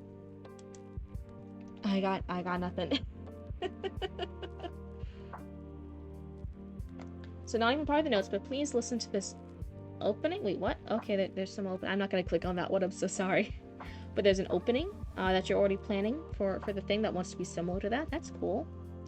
Story chapter release schedule wise will 100% be a bi-monthly thing, which is about every 2 months. Oh, that's whatever schedule works for you as a creative. That's always the best thing to keep a realistic schedule. I definitely think one chapter every 2 months is a really realistic schedule. But for web novels, I know it depends. If you just want to have your story out there, 100%. Don't even listen to any of this. Just get your story out there, man. It's whatever's good. and then don't listen to it. If you are one of the people who want your story out there and to build a following, to build a community around it, which I know some people are intending to do. I don't think that's a bad thing. I don't think it's bad to make something and want a community or other people to like your stuff. Some people just do it for the love of the thing and they put it out there and they don't care if nobody looks at it. Some people generally do want people to look at their stuff. I don't think either of those are like negative things to want. You know, like a lot of authors are like, oh no, I just want my stories out there. And then they secretly get crushed if their book's never published. And I'm like, well, then you did want your stuff to be bought. And that's not a bad thing. It's totally okay to say, like, yeah, I want to be a writer and I want people to like my stuff and buy my stuff. That's not like a negative thing. If that is your goal, if you want people to check it out and to have a group around this and to be checking on it all the time and be doing that kind of stuff, I will say for like web novel type releases, they normally want a faster schedule. Waiting 2 whole months just for one chapter, a lot of times that people might have already forgotten it. People might not think to check back in. Some people might even be like, oh, well, it's only bi-monthly, it's only got 3 chapters in, I'll have to wait forever for this. I'll just check back in it in a year or two. So then you might have had a fan, but then they stop checking on it for a year or two because they're like, I'm just gonna let them build up chapters. I ignore the people who get snooty at me when I admit that I wouldn't write if I won't be read. It's totally valid to be like, no, I'm doing all this effort and this stuff and to do all this because I want to be read, because I want the attention, because I want someone to like my thing. I don't think that's a bad thing to say. Some people act, you're right, they can be very, very mean or derogatory about that. And I'm like, what's wrong about that? You know, that's the same thing as being like, oh, well, if you take that with any other thing, if you look at someone who wants to be a basketball star, right? And you want to make it big in basketball, and then you start giving them like shit for like, no, if you don't just play basketball in your backyard by yourself with your neighborhood friends for free every other day, then you're a fake basketball fan. It's like, no, what's wrong with that person wanting to be a pro basketball player? That's just what they want to do. You wish to be perceived. Exactly. If you just wanted it to be written for the love of it, you would never post it anywhere. Do you want to know why we are so lucky to have fandom spaces like AO3 where writers post their stuff for free? It's because they want engagement, they want likes, they want comments, they want kudos, they want attention. You know, pay your fanfic authors who worked so hard, pay them with attention, give them the cool thing, give them a little kudos, give them a little like. It's not a bad thing to say like, hey, I worked really hard on this thing and I want attention. I don't think that's bad.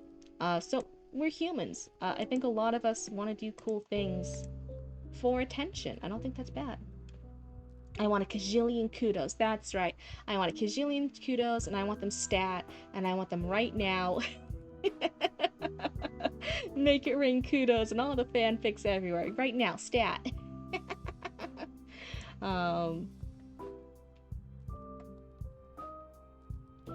So yeah, that's one of the things. So I would say be aware, maybe if that is something you want. I don't know if it is. You could just want to do this for your own passion project. I'm not saying you do or not. If it's something you want, maybe have a backlog of some of the chapters, like get a few of those chapters done, and then start posting them. And because you have a backlog of chapters already done, maybe you could post once a month instead of once every other month, and that might help retain a following or help readers be more involved with your work. That's just an idea, having that little backlog in order to more consistently post a little bit more often. That will help the community be a bit more engaged that you want, or possibly want. Yeah, if you just don't play basketball because you love it and therefore must settle for small. Yeah, we do love our kudos. Fanfic authors love kudos. I think it's completely reasonable and valid to want people to read your work. I do the same.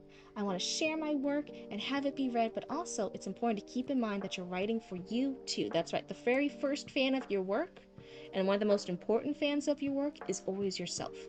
That's one of the things. So remember that the act of creative expression starts internally, and to hold on to that. That is a wonderful point. Netterine? Did I say it right? Nerderine? Nerderine? I'm not sure if I'm saying your username right. I'm so sorry.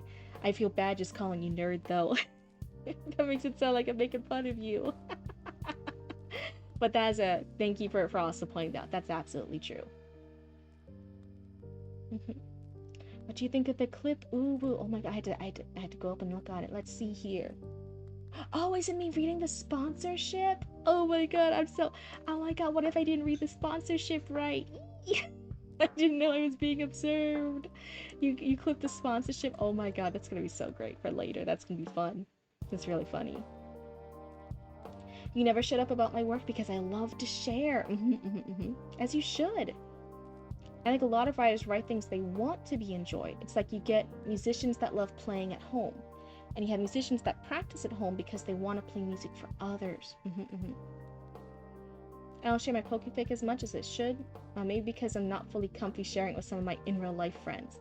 I think some would find it lame. Oh, but hey, again, like having different friends are interested in different things, you know what I mean? I feel like when we think of communities, sometimes our community isn't 100% copy of us.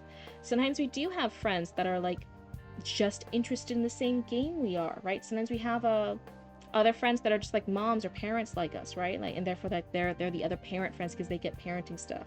Other times we have friends that do the same community service as us. And some of those friends may overlap. You may have someone who does like a community service thing and then who also loves that same game, so you can talk about both. But I don't think it's a bad thing to realize that, like, oh, some of my friends in these different communities or connections I formed aren't all carbon copies. You know, they're not sharing 100% of my likes. They might only share 50% of my likes. They might only share 20 or 80%. And there's just different little things you do with each of them. I'm sorry that they'll think it's lame, though. I never want any of my friends to think something I do is lame. Well, I guess it depends on the friendship. Some of them will absolutely call what I do lame.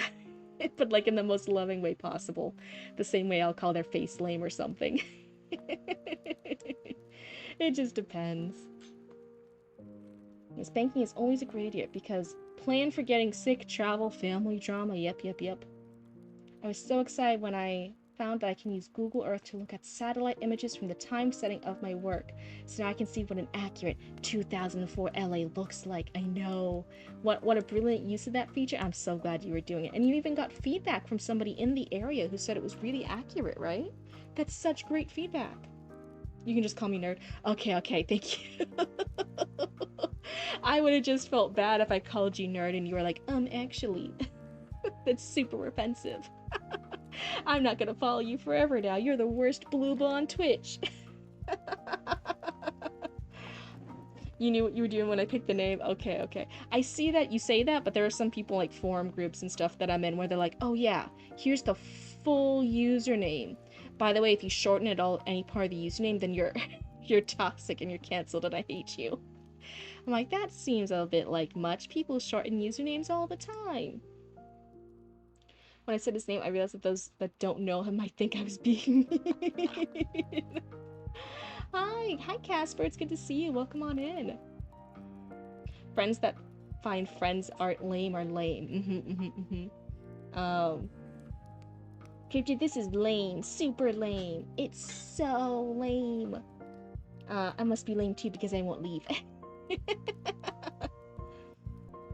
I even showed my sister my Pokepic, and she likes Pokemon more than you do?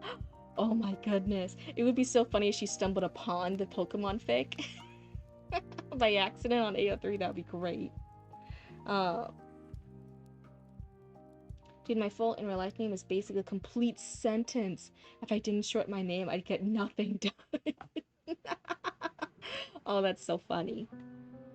So let's see here. So you're planning to be a bi-monthly thing. Totally fine. It just depends on what your in real life goals are. If it's just to share something for the fun, I don't see any need to worry about that. But just be aware if your thing is to grow and get a fandom or get a community or get more engaged readers, more readers frequently coming back, maybe we need to up the schedule a bit by just having a backup storage bank to release. Usokami and the Legion of Kite takes place, but at the same time period. So at the same time period, which is October in the future, yet TLOK takes place at a different area. Okay, this is just mentioning some of the other works you plan for this massive universe. And then you name the protagonist. Okay, super cool. So it definitely feels this is like a very notes thing. I wouldn't say, I think you said this was a story outline. when we're looking at it. I wouldn't quite say it's an outline yet. We have a character, we have some genres, we have some ideas. This is definitely great for you as a writer. I'm not bashing that. This is absolutely what some beginning things look like when we're planning stories. And to have all these notes, to be figuring this stuff out, to figuring out what goals we want or what vibes we want, what kind of topics we want to tackle with it, how it's going to be planned out and spaced. These are all fantastic notes to have. It's not really a story outline. I don't really quite fully know what the story is, other than that there's harem members, there's an antagonist, and that there's our main character, Natsuya Yorotsuki. Yorotsuki. So I don't quite know what all the arcs yet, or what all the different things are. I just know that the little opening premise, which, hey, it definitely sounds on brand for anime, for shonen, for harem type of anime romance for a web novel. So if you were looking for that kind of feedback, I think it sounds on topic, on brand for that kind of stuff. Nothing too crazy for me out there. Um, yeah, definitely the world building, the brain setup, the figuring out the vibes. I think this is all great stuff to be figuring out this really cool project you're doing. But if you were looking for me to give you feedback or critique on the story or the plot holes or the pacing, I don't quite have enough of that yet to actually be able to give you that feedback and critique. And that's totally fine. We're just not at that stage yet. Um, but otherwise, I think that's where I'll leave it. I asked some cool questions about it, like, are the harem members evil? Do other people in this world have harems? Do the girls have reverse harems? Um, this entire country is a college. How does that work? Everyone is sending their people here to this particular country. What is the foundation like? There still has to be adults here and other businesses, right? Just to keep the infrastructure up. We're still gonna need things like food places, people making food for the college students, people making clothes for the college students, people running just infrastructure like the trains or the buses, stuff like that. So I think there's still people who aren't college students here, but that could be a really cool thing to start developing the world building for what does it look like, what is technically needed for a country that has this whole interconnected school. Does that mean like several people can attend a college together? Like they could be technically graduating the same year, but they never even saw each other, right? Because they were just on opposite sides of the country. um, but so that's I had some little interesting ideas, little things I was figuring to throw at you, and I think that's where we're gonna leave it for this. So thank you so much, Sanctify. This was your piece for this month. I saw that there were some repeats entries and some other entries in the queue. I'm gonna get rid of those for now, and then if there was something in particular that you still wanted me to read, you can then submit it when we open up the queue again in April. But otherwise, that is it. Thank you so much, Sanctify. I think that was really, really cool. Okay. You're working on more stuff involving abyssal shadow. There we go. Mm-hmm. Let's see. But lots of world building. Anyone in chat, what's your advice for writing something you haven't directly experienced? My character has survivor's guilt, but I don't want to show it in a dishonest way. Research, read books or interviews with people that have experienced it. I also think even just reading wildly, how do other authors that really convey this concept well, how do they convey it? You know what I mean? Like how do they tackle a character's thoughts? How do they connect survivor's guilt with the overarching plot? What keywords? How are they describing a character's actions? Because we can see sometimes a lot of info in the real world, but sometimes it's really hard to try and take that knowledge, take that stuff we've acquired now, how do we portray it on the page? And really studying the craft of writing. How do other authors tackle this?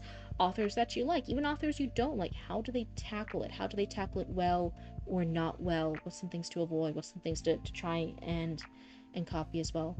Could be some cool things. So I would say if it's a really big plot point of yours, read other stories, read other books that deal with characters that have survivor's guilt. That kind of stuff. Combat PTSD. Meet. Interview someone is probably the best, not the easiest to do though. And read deep. Read stuff you don't like and work out what it is you're not liking about it. Okay. Me and Rebecca ended up saying similar things at the same time. Yeah, read lived experiences, memoirs, and nonfiction. Talk to real people. The only things I would say is talking with real people. We get that experience. We get some really cool quotes. We get some really cool concept of stuff we didn't consider before.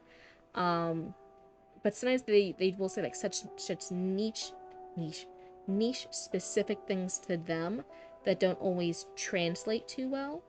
So like let's say your character has in a fantasy survivor's guilt from a dragon attack, that kind of stuff. And you might not be like, well, obviously in real life I can't talk to somebody who survived a dragon attack. So you might like start talking to other people who who have survivor's guilt, but you might only end up being able to like read interviews or talk to people who survived a cult, a murder spree, this whatever other thing they survived, right? And so they'll mention things like, oh yeah, well when I was in the cult, now that I have CPSD, I have particular triggers of stuff with religion, with religious trauma, and you're like, well obviously that doesn't apply to the dragon burning down someone's village. So you had to kind of think like, okay, yeah, the broader things, what's broader stuff. They might have more complex feelings about mythical creatures, about creatures that can breathe fire, about blacksmiths, about candles, about baking them. So you had to like kind of finagle the things you're learning from real life applications to filtering it over in a way that makes sense for outside of that experience. And that's like a fantasy thing. If you're like writing somebody, your character survived a cult and you can find interviews and memoirs of someone who survived a cult, obviously that's a little bit more one-to-one. You don't have to do as much far reaching. But yeah.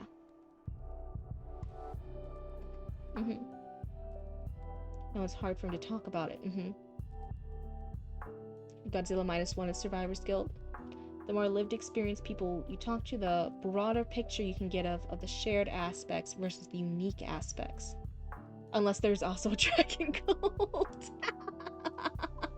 That's true. I didn't even consider it. Like, yeah, you might be inspired after that and be like, oh, actually, it's a dragon cult now. So now they also have a cult to religious trauma based on the fact that there were dragons.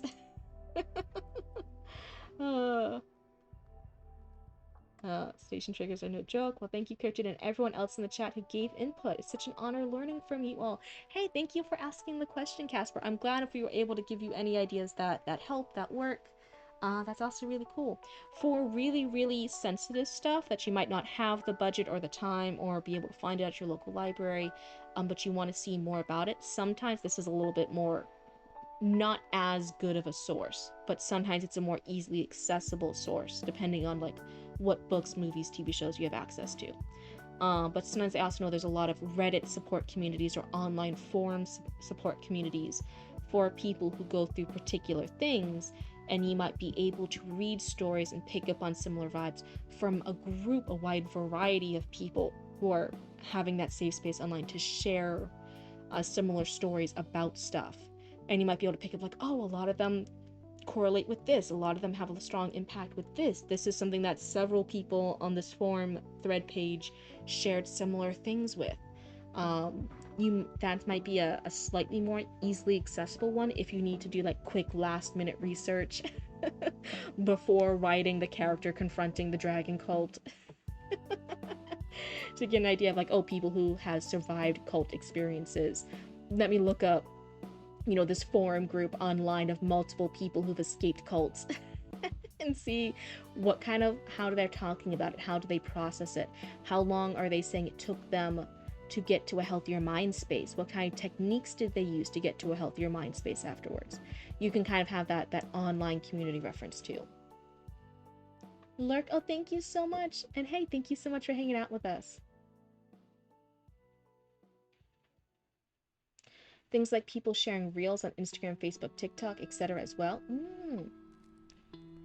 That is one of the strategies of all time. A bit more about POTS, which is something my son has, by following people living with POTS. Talk about their experience. Am I reading it right? Am I misthinking what it is? I was thinking almost like I know a lot for a while. I have endometriosis, and people will be like, "Oh, endometriosis and POTS." They're like sometimes easily confused when you're trying to get diagnosis and stuff. Well, no, I guess never mind. I'm being a silly cryptid. That's what I'm being. I'm being a blooba who's asking things that aren't my business. So I'm gonna retract my sentence there. I'm gonna retract my little question. Never mind me. That's one of the things. See, sometimes you open your mouth and you're like midway through something, you're like, actually, wait, that does still make sense. Never mind. I'm gonna go back in my lane. I veered off my lane. I'm gonna get back in my lane before some other car crashes into me. You have pots too? Hi, hello. I think it's PCUS for... Oh, maybe that's what I'm thinking of. Okay, so yeah, I'm just dyslexic and they both start with P. And they're both like acronyms. See, I'm just a silly cryptid. It happens. Lots of overlap with that for PCOS and endometriosis. Thank you, Rebecca, for having a brain cell when I don't have a brain cell. Wow, this circles back to living in a time with accessible information on the internet. We have all the information of the world at our fingertips. But also remember, we have a lot of misinformation of the world at our fingertips too. Like a blue cryptid mixing up PCOS and pods. Don't trust just any random person. Don't trust any random blue person on your stream. Even there can be not even be a malicious misinformation. Sometimes there can just be a silly little mix-up, right? It's just crazy.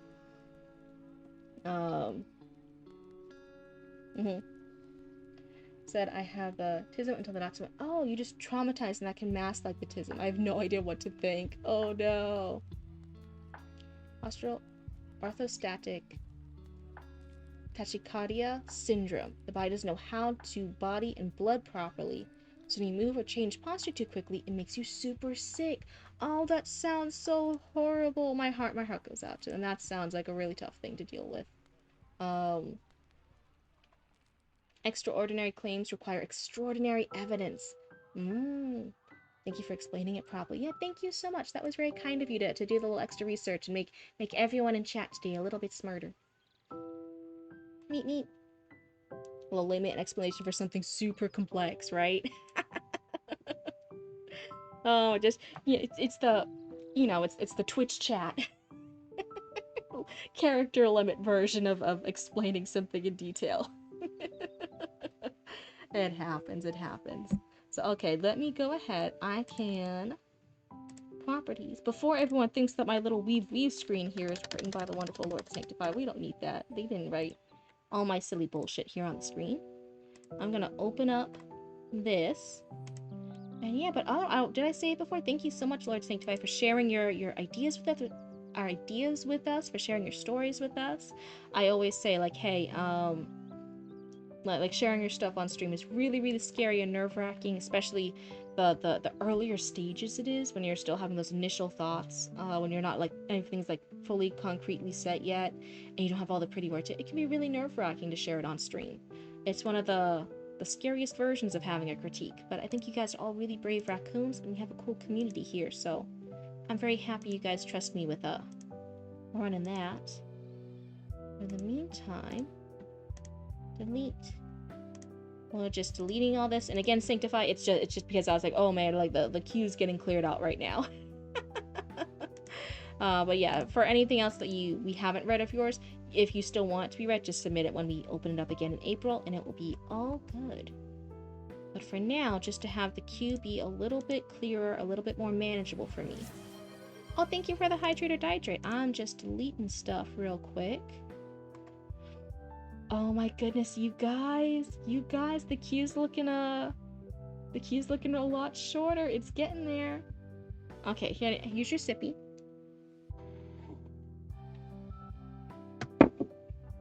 Thank you so much for the sippy.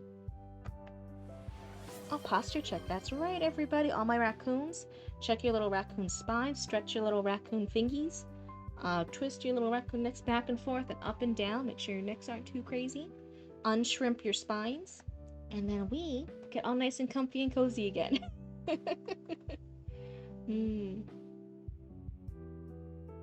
My mom is helping with my nausea. Helpful is night swish. Yeah, one of the secrets for an upset tummy that's helped for like years and years. It's such a stupid little rescue. Whenever my tummy's feeling really upset, like I'm like gonna like throw up or be sick or something, or just really, really hurts, and you can't keep any food down, One of the things is obviously, of course, like plain crackers, right? Plain crackers, plain saltine crackers help. Sometimes even those, like, they get so like gross in your mouth, it feels so like, and they don't sit well in your tummy. One of the tricks that's worked for years, it's so stupid. It's actually like fast food fries, because they're similar to crackers. They're very starchy. They're more absorbent. They're gonna absorb more of like the gunk and the bile in your stomach and your digestive system. They're salty, which helps a little bit. Sometimes like salt doesn't always upset your stomach when you're sick. Other flavors sometimes do, but salt is kind of like a more generally okay one. So like really salty fast food fries. Nothing else. Don't put any like other fast food junk. But when you're like feeling really, really sick, it's been one of the cures for years in my family just to give me some fast food fries, like McDonald's fries or Wendy's fries, just whatever fast food fries. Sometimes they'll even make our own fries here, like in the air fryer, and it's just that starchy, absorbent thing that helps like absorb all the gunk in your stomach, and you're like, oh, I feel better now. I don't feel like I'm gonna throw up.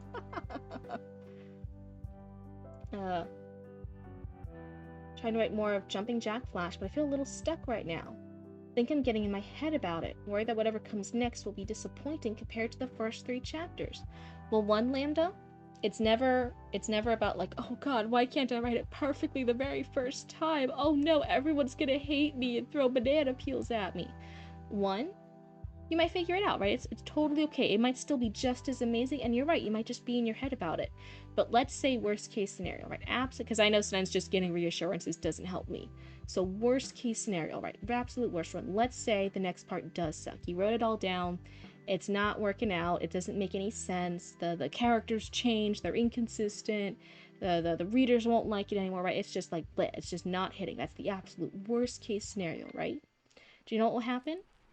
If you're feeling brave, you're feeling up for it, you can always submit it here. And then you know what happens? You've already done it with the past 3 chapters. Then you'll just get feedback and critique on it. You'll get helpful ideas here. If you need to hold off on posting because you're like, actually, I need to get my little writing critique circle, like, looking at this. How is this? Does it pass the vibe check? And then, hey, we'll point out what isn't working. We'll help you. We'll be some other brain cells for you to use. We'll point out what it is. We'll help you generate ideas for how to fix it. And then you just fix it, and then poof, you are all good to go again. That's the absolute worst case scenario. It's doing exactly it's doing exactly what you've been doing already. I used to struggle so much with writing consistency. Thanks to your streams, you've been motivated by everyone else's work to try and share my own. Oh wait. Which has greatly helped your output. This is my favorite community on Twitch. You all oh wait, What? Thank you. That was a really nice compliment. Oh, thank you so much. That's very kind of you. And I'm so glad you're writing more consistently. That's fantastic. And hey, when we open up again in April, I'm really looking forward to seeing whatever you've got or whatever stage it's in. I'm really grateful you guys do that. Now do a 50-second plank. Oh, listen, I'm working on my strength. I'm working on some little baby cryptid strength training exercise to get some little baby muscles in my arm. I don't think Cryptid's that strong yet. My son gets cold sweats, pale, full body shakes, vomit, etc. from things like running, car travel, standing to. Oh no, that's so horrible. Poor baby. Well, one, I'm glad you guys have a diagnosis. You guys know what's wrong. Because sometimes just having all that crazy bad stuff happening without knowing what's wrong, sometimes that's the worst part of it, right? Sometimes just the not knowing what's wrong. Is this normal? Is this is the world ending? Am I dying? You know, all that stuff. So one, I'm thankful you guys know what's wrong, that you guys are aware of it. That's a huge reassurance. But even then, even knowing what it is, that doesn't really help the symptoms go away, does it? So my heart goes out for them. That must be so uncomfy. That must feel so unpleasant. And I'm sending all my best love to you guys. That's really hard, especially for a kiddo. That's the skelly back and it snaps. Well, one of the crew would fix her. Yeah, I want to get some super glue, get some tape, get some duct tape. Yeah, there you go. That'll be fine. We actually found if we grab McDonald's fries when we go out to make him last a 30-minute car trip, laying down, covered by sunshade, watching his iPad. Only way he can travel. See, McDonald's Popeyes to the rescue. I'm a full-grown adult. I pay taxes. I'm a 30-year-old woman, and I still say, not to strangers, thankfully, but to like my family and stuff, we still call it Popeyes. I'm a fucking child. Don't see why are you guys asking me for advice and critique? I'm a child. Salt is a huge thing for helping with POTS for POTS. Oh wow, fantastic! You guys figured that out. I heard that a lot before I started my meds and consuming my body weight in salt every day. Does the struggle with post-exertion Malay too? Does he struggle with post-exertion Malay too? Last night someone found Messy Mervyn behind the Raccoon 6 channel studios asleep with several empty packs of Dr. Stinker. Wait, where'd he get all that Dr. Stinker? All over the place. That's right, first recorded raccoon bender in the Cryptiverse. Oh no, now I'm just jealous. I'm like, why didn't he share some of the Dr. Stinkers? Write it bad to edit better, exactly. And people sometimes get worried, like, oh, well, even bad, I still want it to be, like, the best I can. I'm like, no, write it the worst way. Write it the absolute worst way possible. You don't have to show it to anyone. That was my, writing stream November, right? I was doing the shittiest rough drafts. I'm like, this is what a shitty rough draft can look like. You don't have to show it to anyone. I'm showing it to you guys live on stream. That way you guys aren't so worried. If you guys ever write something, you're like, oh wait, it's not perfect. Oh no. You can look at this and be like, well, it's better than Cryptids. This being here, the we read screen is always the in-between screen. It's the starting thing before we read someone else's. The reason why the we read screen is up here is because you can have, I always want you guys to see and be reminded, you can have stupid shit. You can have stupid shit. You can literally start at blah blah blah. I can't think of a cool intro, but it's introduced my main character, bitch has no name yet. That is an absolutely valid way of starting a shitty rough draft. You can write it in whatever horrible fucking way you want, and then you'll make it better. Then you'll figure out the plot holes, then you'll figure out what her name is later. Then after all that, and you do several rewrites, you'll figure out what the actual intro is. You can write it the super shittiest way possible, because then you can fix it. No shame. You don't have to share the shitty rough draft with anyone. You can't edit a blank page. Oh yeah? Change it to landscape. Then what's that? Oh, the not knowing sucks. I thought I was having a heart attack the first dozen times. Oh no. Mia says thanks. Stupid shit. I think I have that down. Yep, see, even little things like this. So, here it is. Like, oh, so then she kills the dragon. But then, I hate that intro. Skip ahead, and this can be a flashback later. The first scene will be at a tavern. And then I changed the opening scene again. I was like, fuck it, it's gonna be at a dragon shopping mall. And then I hate that. I'm like, never mind, we're gonna go back to the tavern. Right? This is how your little fucking rough drafts can be. You don't have to have everything figured out yet. It can just be you figuring things out, and you won't share it with anybody, and it will be all good, and that's just like, you know, a little file you have on your computer somewhere. And then when you're big and famous, and you're world famous, and you're giving interviews all over the place, and you're swimming in all the millions of dollars, then you can do in the interviews as a little fun trivia bit, like, oh yeah, when I first started writing, you know, the cool dragon lady story, she actually, the original thing was, the first line was, I can't think of a cool intro, but it should introduce my character, bitch has no name yet. She was bitch has no name yet in the first draft. And if we'll be like, that's such a funny little tidbit, and you're like, thank you. Now here's my autograph for $1 bajillion. Alright, it will just be a fun little thing. It doesn't have to ever be shared. Yeah, it's one of the reasons why I like Scrivener, because then all of my fuck it notes are all in the same place. For the longest time, Chapter 3's outline just said, War with the Sea, which sounds stupid until you realize it's a literal war against the ocean. Yeah, it can sound absolutely stupid to anyone else. That's why even when we were, like, just looking at Lord Sanctify stuff, right? I'm like, oh, I don't understand this.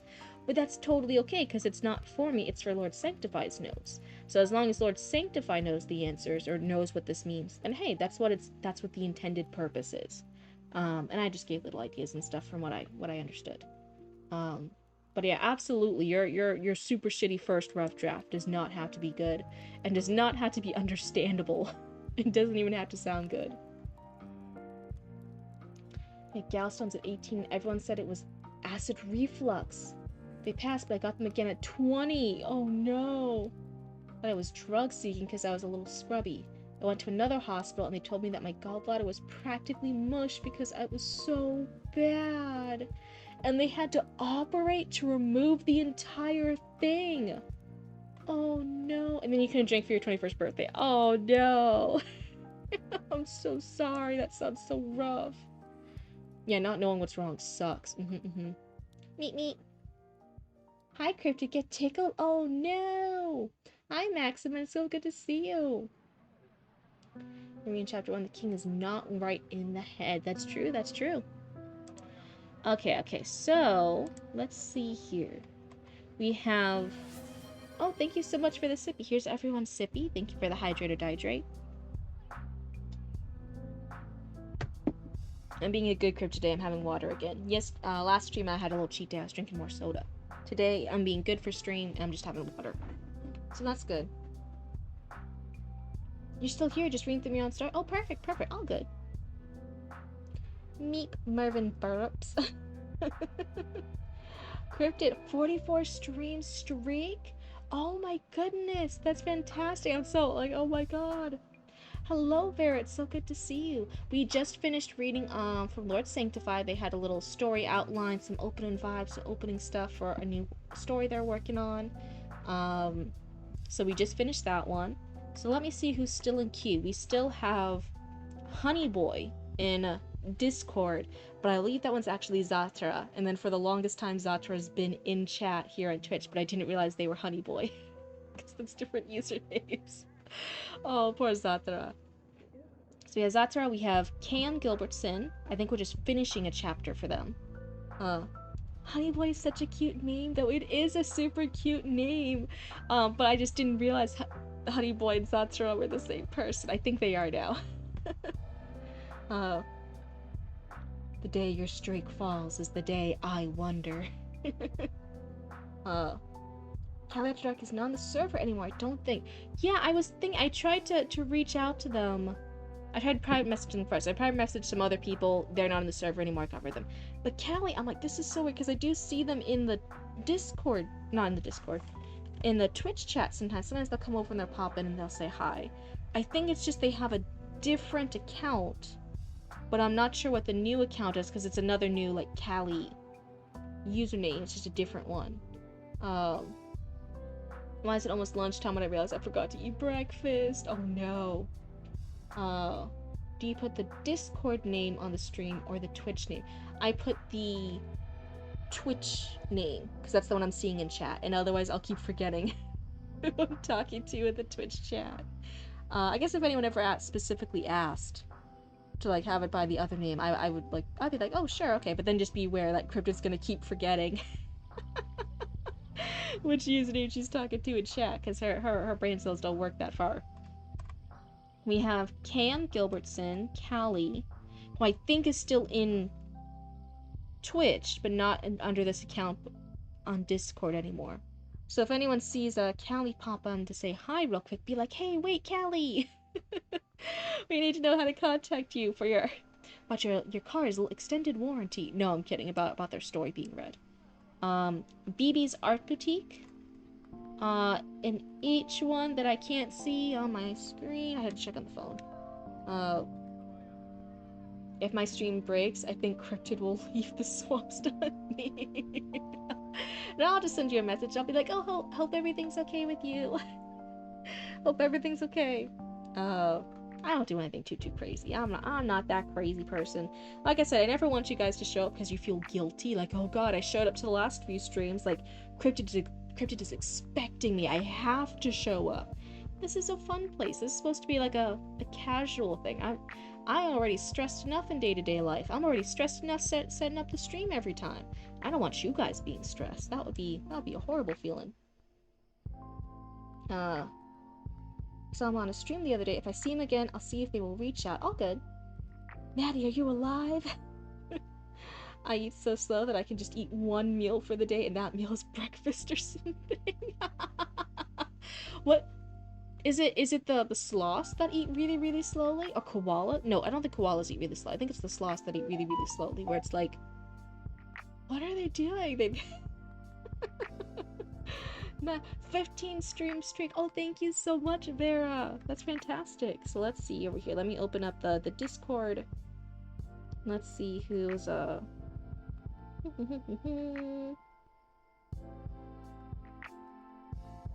Callie.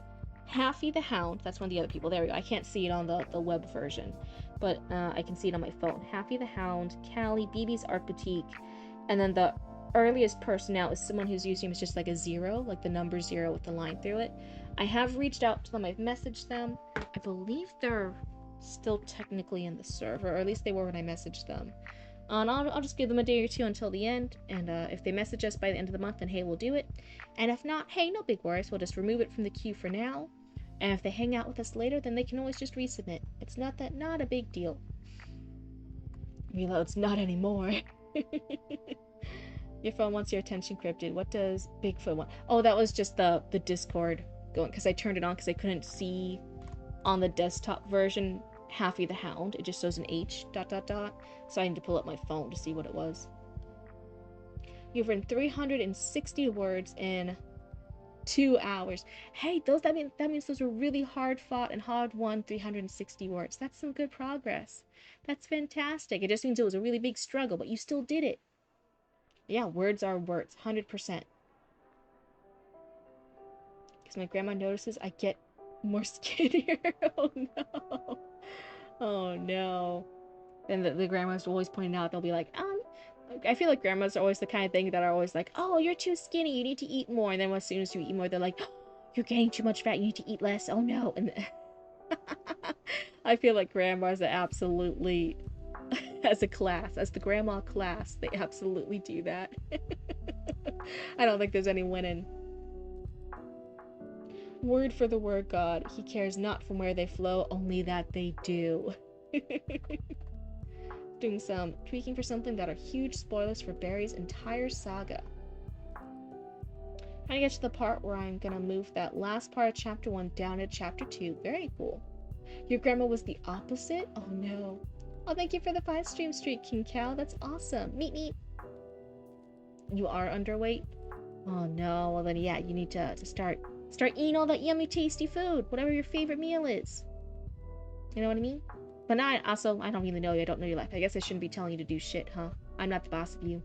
Don't listen to me. See, I open my mouth and I say something and I'm like, huh, actually, that's not my business. Let me go back into my lane. Gotta get right back into my lane after I step my toes out of it.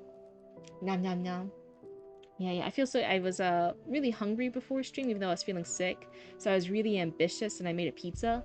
And then right after I had a slice, I'm like, oh, actually, now the hunger's gone. Now just the icky tummy vibes are back. So I made a whole pizza, but I only had 1 slice. And now I'm like looking into the dark kitchen on the other side past the computer. And I'm like, oh no. All the shame. I'll have to save it for another day. Some people don't gain weight whatever they eat. Exactly. That's what I was saying. I'm like, oh yeah, you should eat some more yummy food. I'm like, I'm just talking bullshit right now. I don't know their diet or their exercise or whatever stuff is going on in their life or medical stuff. Let me get off my get back in my lane. Right, sometimes we stick our foot in our mouth. That just happened with me. And I was like, me don't seem to lose it no matter what they do. You and me, Rebecca, we're in the same boat.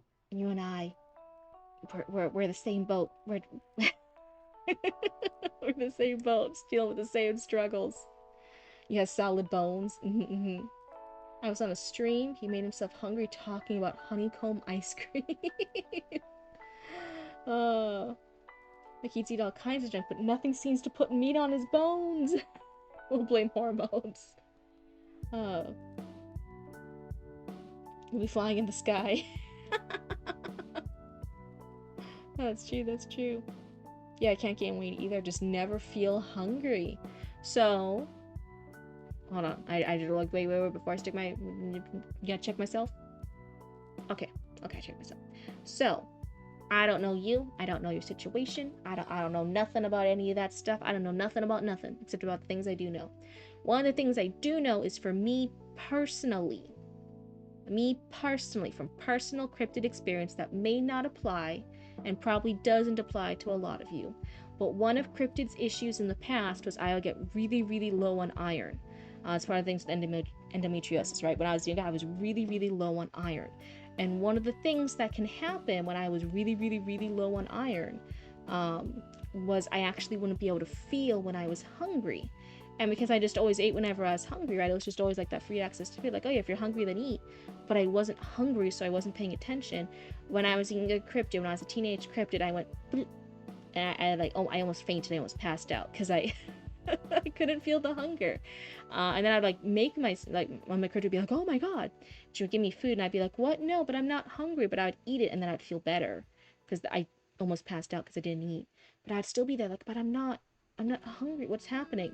And then I would start getting some like more food, some more vitamins, some more iron supplements, and then like, oh, my appetite's back. I'm all good again. So that is one of the things when some of my friends and stuff, when they start saying like, oh, I lost my appetite. What's happening? Why do I feel more like lethargic? Why am I more tired? Why am I not as hungry? And I'm like,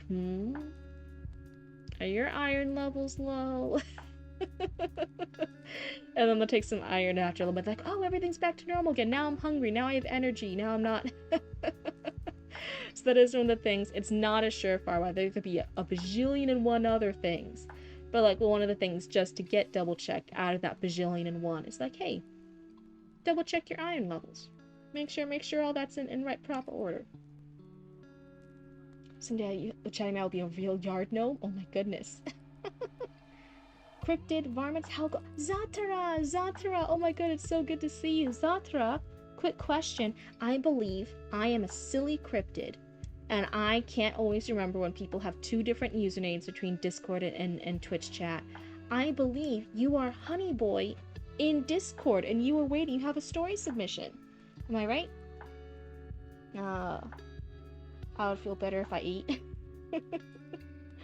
My OT made note of the fact that part of my challenge with not eating is that I just don't find any pleasure in food, so I have no motivation to do the eating. Your problem is that you eat when you're bored, and then I don't stop. I eat a lot when I'm bored too, not gonna lie. Hide and Heart, you and me, that's the same ship. It's the same ship, we're the same boat. I can eat a loaf of bread and not notice. I dealt with it though and have a healthier relationship with food. Oh, I'm so glad with you. That's a huge thing. Huge congrats for Hide and Heart. Oh my goodness, that's fantastic to be getting in a better spot, to realize a problem and then to work on fixing and getting a better spot. That takes real work.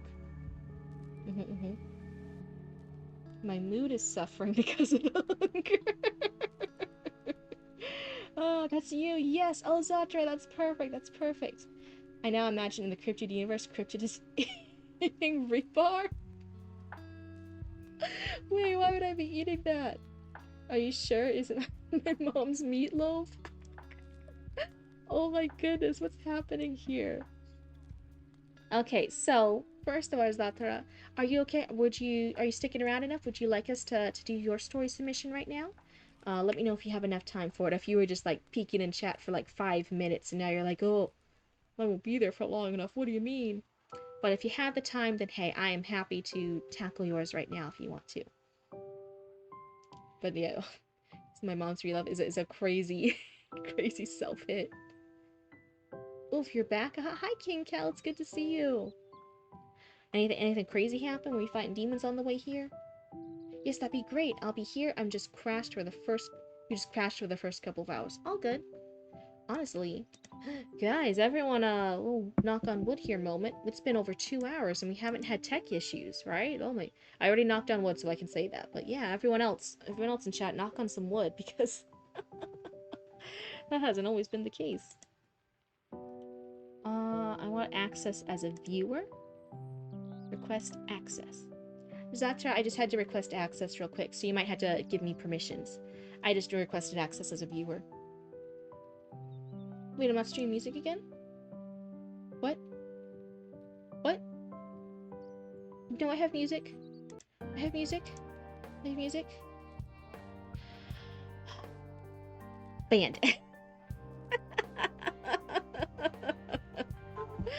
Oh no, my heart dropped for a second there, Cutes. How could you do that to me?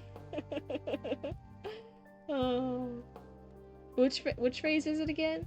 Is it talking about the French one?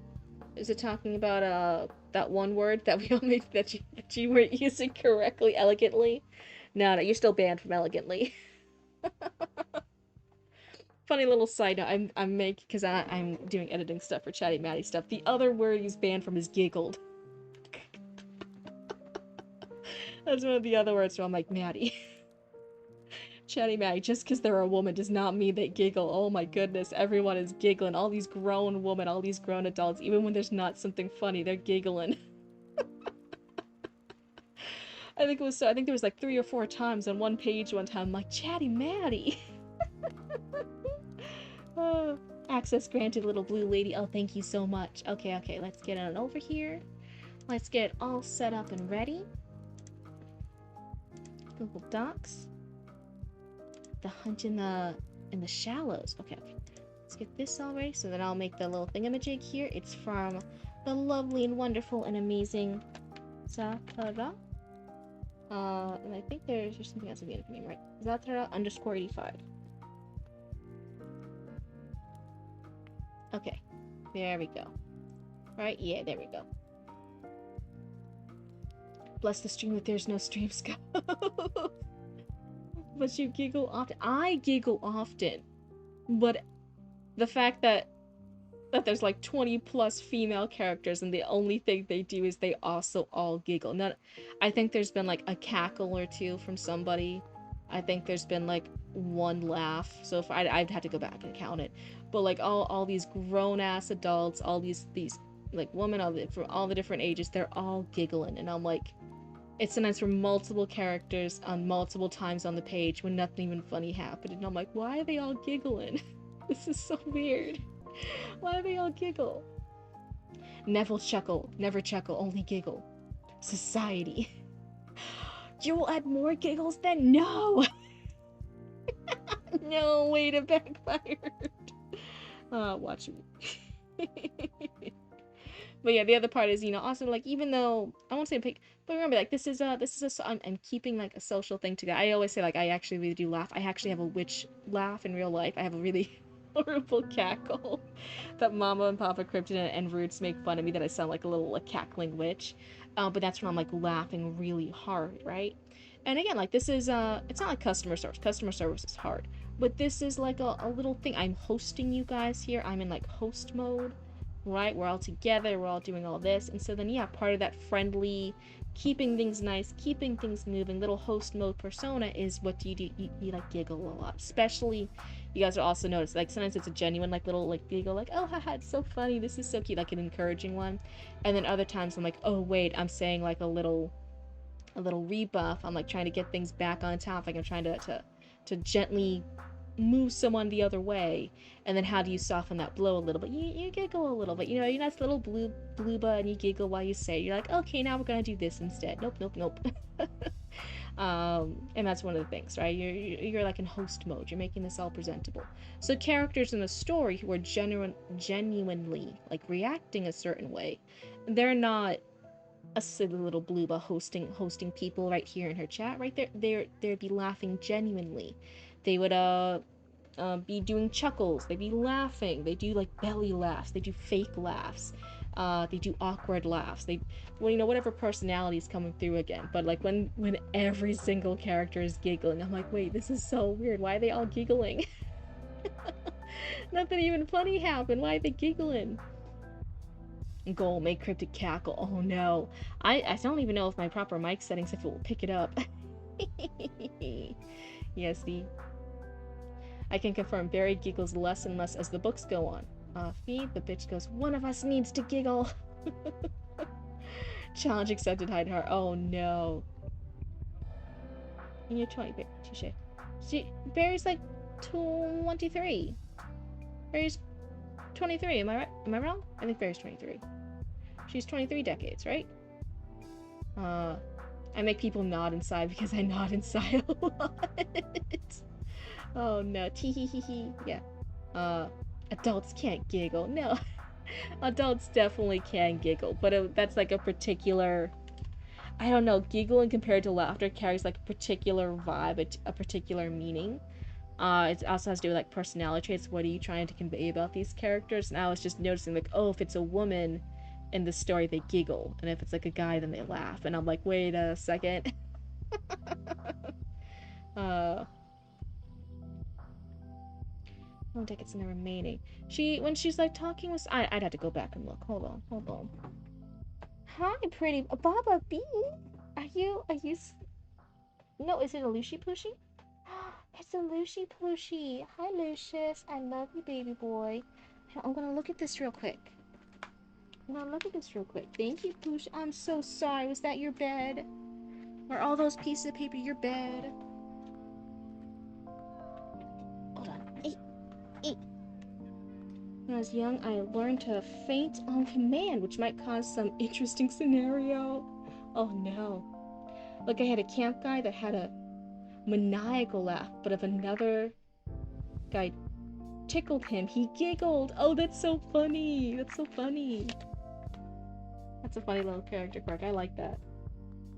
Evil, diabolical, maniacal, laughing villain, but then like when the superhero tickles them, they just giggle.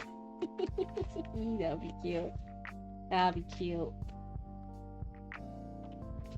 Yeah, that's something. Hold on. But otherwise, before we get started with this one, Zatra, is there anything in particular before I forget?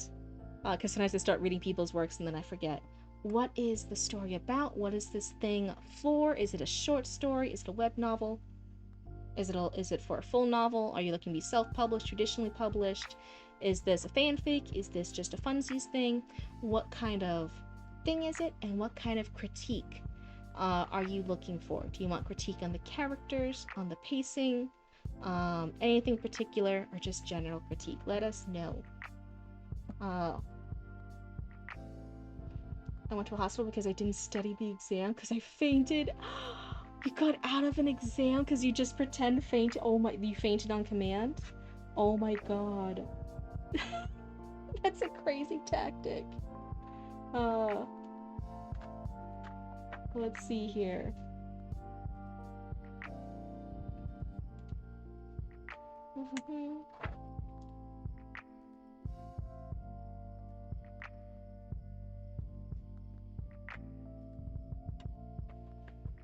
I'm just looking at something real quick. Hold on. Nice. Yeah. Getting out of an exam by doing that, that's insane work. Yeah, I'm gonna let Zatara answer us real quick, because sometimes people are like, oh, I just want spelling errors. I just want feedback on this particular character. How do they come across? Zatara says, it started as a short story and mutated into something that's hard to manage. Some general critique would be welcome, but you can offer whatever insight you feel it needs. Okay. Yep, also I heard that the doctor, if I continue to faint, I might cause myself some brain damage. Oh, that's so scary. Hi, Cam Gilbertson. It's so good to see you. Welcome on in. Yeah, KM is here. We have Zatara right now, whose story is up. We have KM. Oh my goodness, we're starting to get those people in who've been waiting for their last few critiques before April starts. This is exciting. I'll see if how my health is doing, if we can get to Cam tonight. If I'm feeling well enough, I'll try it, but I'm not quite certain. You knew they'd show up. I'm looking at something real quick. Hold on. Sorry, my model's not catching it. Let's see. No, there was a...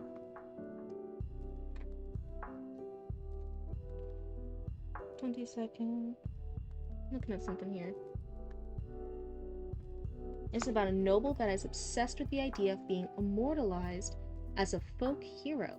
The actual hero of the story gets a head start on him, though. Oh no. Betrayed for escaping stuff, but worth it. How did you make yourself faint? I don't know if they should tell us. It sounds like some dark forbidden magic. Oh, you want to know why I thought it was 23? Because Barry's 203 years old. But that just makes her, what, 20.3, not 23. Okay. Yes, she's 203. Not 230, which is what I originally was like. I'm dyslexic, okay? I just dyscalculia, okay? The numbers got mixed up. Maddie bless Zoe. Oh no. That'd be dangerous to know, alright? You'd be using it all the time for evil. Like, can you actually ask yourselves, like, if you got this dark secret forbidden knowledge, would you use it for good? Would you use it for evil? Would you use it for your own personal gain? And I'll say with full confidence, I'll use it for evil. I'll use it for my own personal gain. I'd be a terrible person to trust this power with. Don't ever trust me with the dark forbidden secrets. I can't be trusted. We binged whole series on YouTube. Got through my favorite episodes of Teen Titans. Oh my goodness. Now you're onto Ben 10 Alien Force. Yeah, right? You know, want to know? I didn't watch this as a kid fully, because I think I was watching other TV shows and one of the other things. But as a kid, Cryptid, I didn't realize it. Now as an adult, I'm almost done rewatching this series because there's someone who uploaded it all on YouTube. There's the... Oh my god, it was a kid's TV show about being a safety patrol person, but it was done as like a noir film type vibe. And they were doing like all these crazy crimes, but as safety patrol officers in a middle school. Oh my, Fillmore! That's it, Fillmore! As a kid, I don't think I would have gotten all the references and the vibe they were going for. As an adult, I'm thrilled with it. It's so fun. What a fun kids show. That was your jam? Someone's uploaded all the stuff on YouTube. One or two of them are like a little weird and pixelated as it gets later on. The first, like most of it is absolutely perfect. They did such an amazing job saving it on YouTube. One or two of them are pixelated. You'll get through them, it's still fine, and then the rest of them are great. So like it's a great upload channel on YouTube that saved all the Fillmore stuff, and I'm like, oh my god, this is such a great show. And I am evil and I'll use it for evil. Oh no, yeah, okay, CPP admits it. If the Force was real, 90% of people would be fully exposed. Messy Mervin wakes up and starts writing fanfiction.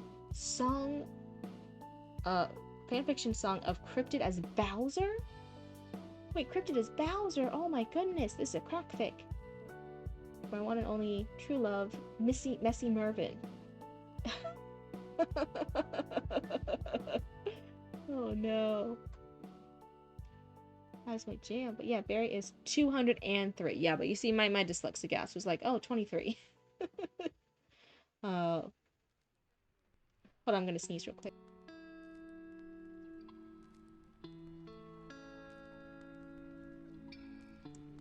Okay, I'm back. I'm back. Yeah, I know fees. I know Gorgophonies. Age. Oh, it's just buried. There's that one little number that I just mixed the three around. That's all. It was like the next stage of Codename Kids Next Door. Yeah, so you get it. But yeah, I watched all Fillmore now as an adult, and I'm like, honestly, this was the coolest stuff. Jess thought that would make her cackle. I have failed. It was like a song thing. I won't really say song thingies. And then also it's like a... I don't know how to say it. I don't know what tune to even say that to, even if I was going to say the tune. So yes, silly song stuff. I'm like, now skip it. Yeah, sorry. Big failure. Mission failed. Mission failed. The Hunt in the Shallows. Peles? Peles, you like riddles, right? Maybe you can make sense of this dead tree press. A bit gonna lurk mode. Thank you so much, Cam. We'll see you again later. The acrid stink of what seemed to be attic parchments sandwiched crudely together by hide glue broke the miasma of Barb's Parisian perfume. Oh, wait, lots of big words there. Whoa. Oh my god, it's so funny. We were just talking about giggling. She giggled in Gerard Pelle's lap as he freed his hand from beneath her corset, and he carefully skimmed the magazine. It appeared to be some yokel publication, minus the Crown's sponsorship, but carrying an element of unsettling intrigue as a trade-off. And at only 3 écus? I don't know if I'm saying some of these words, but my apologies. A piece, according to the shaky price scribbled in a corner. Is it Barb, or would you actually say it as Barbie? I'd feel just bad if I'm saying Barbie, but it's just Barb. Barb sighed and left the couch, probably to go apply more lead-laden foundation at the public makeup desk. The lipstick stains on his neck and collar were giving him a migraine in the afternoon heat, but this water-stained madness became a nagging distraction. Barb is fine. Okay, okay.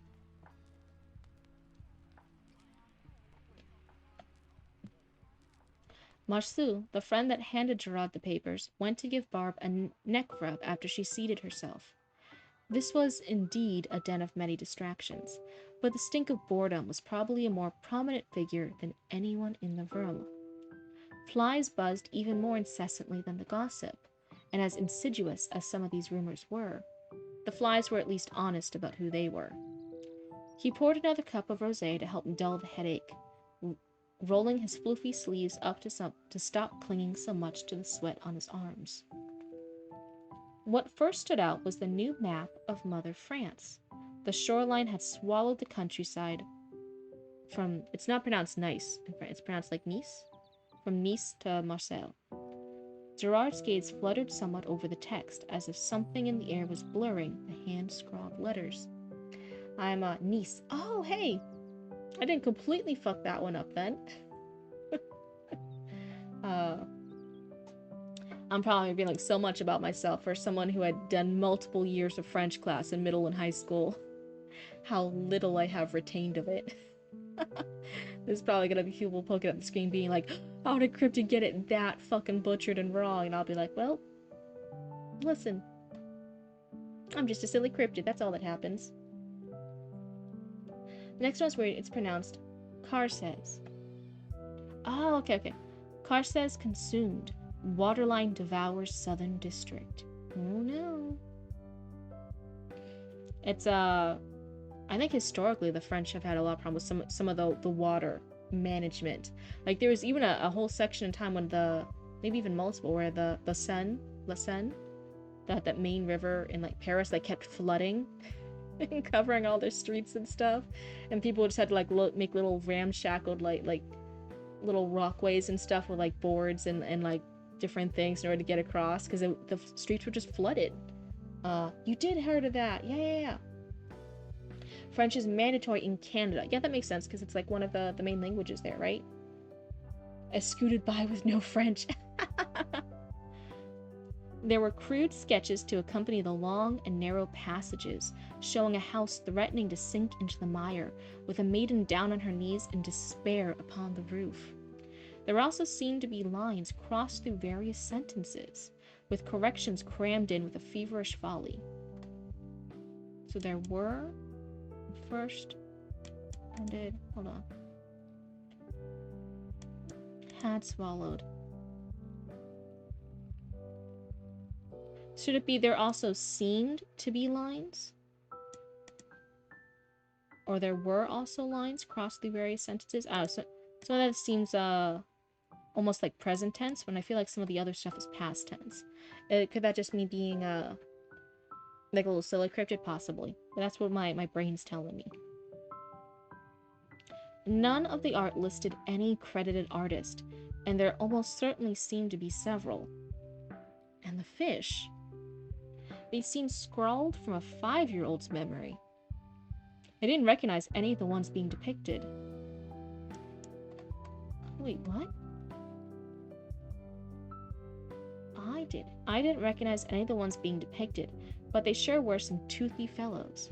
Apparently one species had even vaulted from the new pier, crashed through the windows of a certain Cartier household, and mauled the old couple to death in their sleep. Dozens of these specimens were pulled from the corpses. The fishmonger couldn't be reached for commentary on the species. Yeah, I was looking at that eye. I was like, why is this friendly first person? Okay, so he. Okay, I wanted to make sure. I'm like, are we switching? Who are we switching?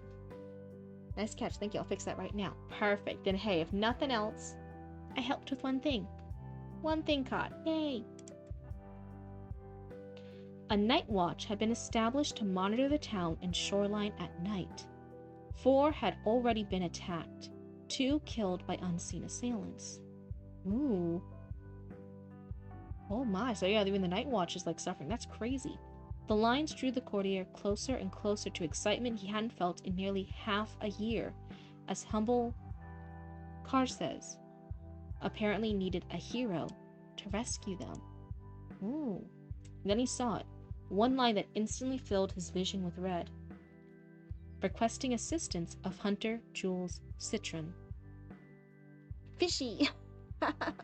Yeah, I went through like 12 pages of this being in first person, so if I miss some eyes, just let me know. Absolutely all good. Ça fait de peu. I don't know if I said that right, sorry. Gerard roared, sending the coffee table smashing into the wall with his boot. Gerard, what are you doing?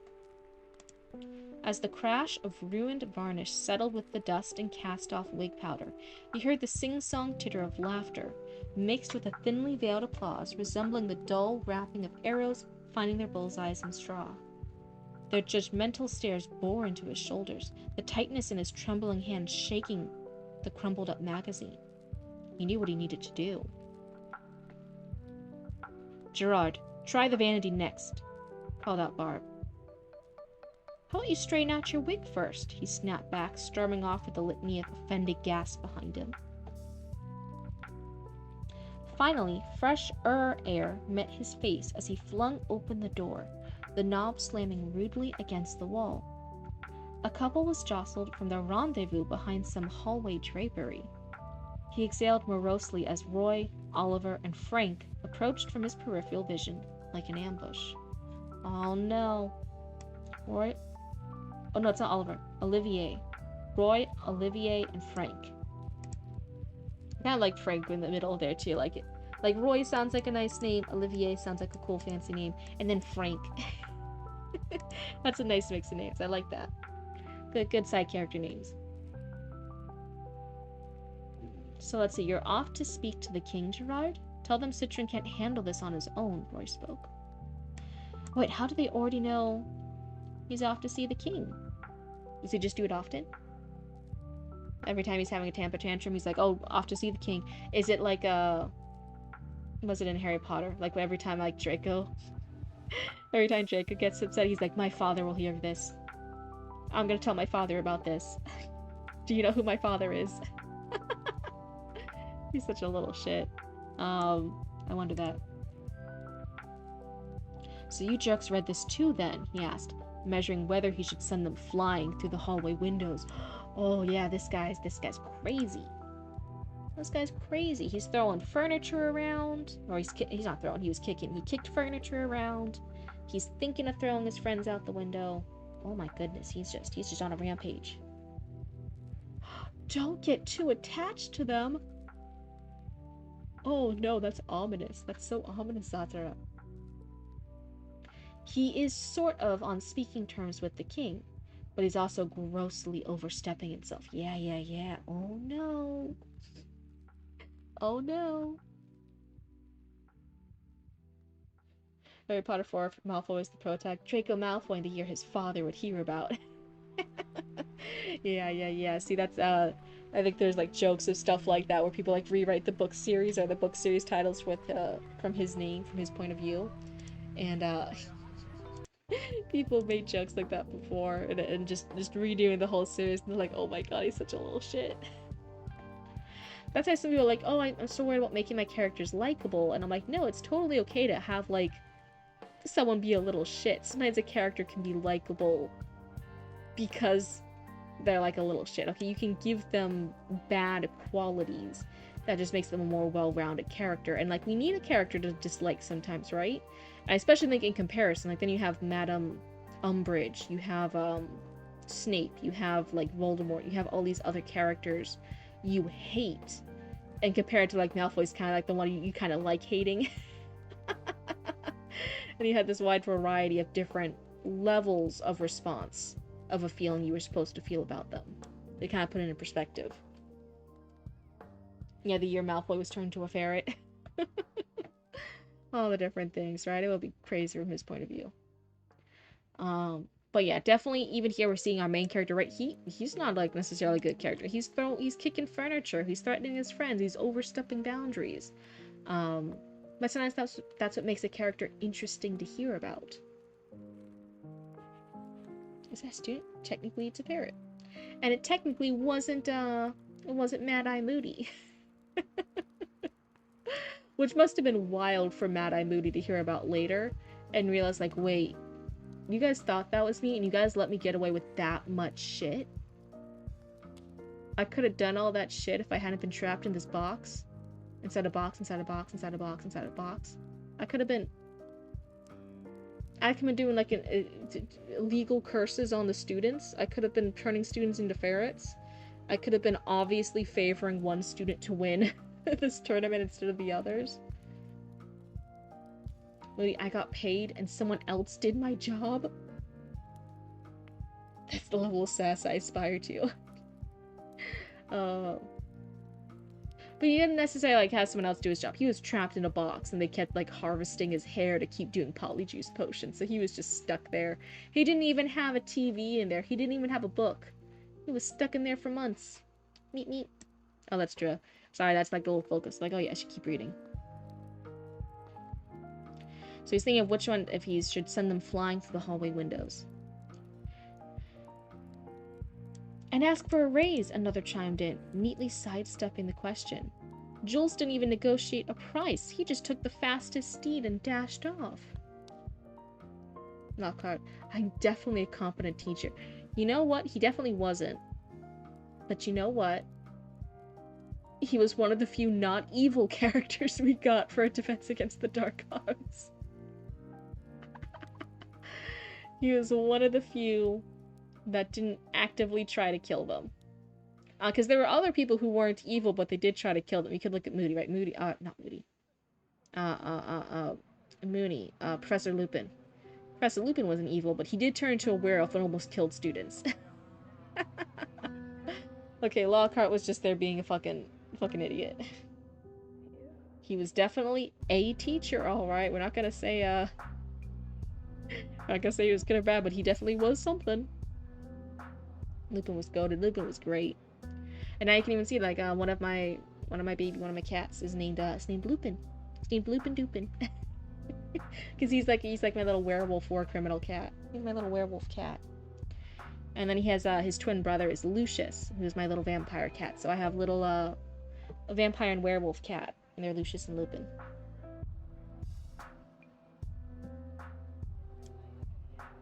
He just took the fastest steed and dashed off. Olivier attempted some tripe about complimenting the king's strokes in Pall Mall. Gerard's fingers closed around his face before shoving him against a suit of armor. He pressed the lever down and pushed with his soldier to stretch the grand mahogany double doors open. Did I even say that? Olivier attempted some tripe about complimenting the king's strokes in Pall Mall. I don't even know if I said some of those words right. Sometimes I just say words and then I immediately forget what I said, so I don't even know if I said them right or wrong. Inside was a botanical sanctuary, thick with warring scents. Lilac over roses, roses over musk, musk over ambergris? Is that how you say that one? Each vying for dominion in the air. The clack of a mallet striking a croquet ball rang in the silence, punctuating the stillness. And still there was a certain formless presence beneath all the pomp and pageantry. Something shapeless and malevolent, but buried under the rubble of both natural and manufactured fragrances. The armored sentinels next to the king were not hollow. The subtle shift of their weight and the combative glare in their eyes through their helmet slits confirmed as much. It's like an early form of croquet. I think it's croquette, not croquet.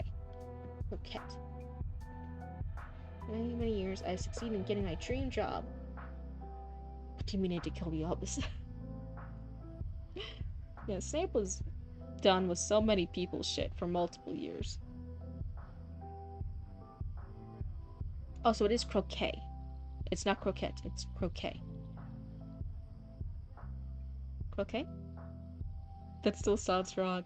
It's all good. I'm gonna get words wrong because I am a silly cryptid. The king, still lining a shot, gave a mildly dismissive wave of one hand, and they stilled their polearms. A pulse of relief ran through Gerard's form, and it was reinforced when one marched out through a side exit. Pelez, he said with a businesslike mirth. I hope you weren't too rough with that armored suit on the way in. I have British envoys due to discuss a territorial dispute in the Americas in 22 minutes, and I'll be quite displeased if they left here thinking I didn't care about presentation. The red in Gerard's face instantly blanched. He heard snickering over his shoulder, with Olivier, Roy, and Frank jeeringly trying to reassemble the armor set behind the doorframe. Were they trying to put the four of them in line for the rack?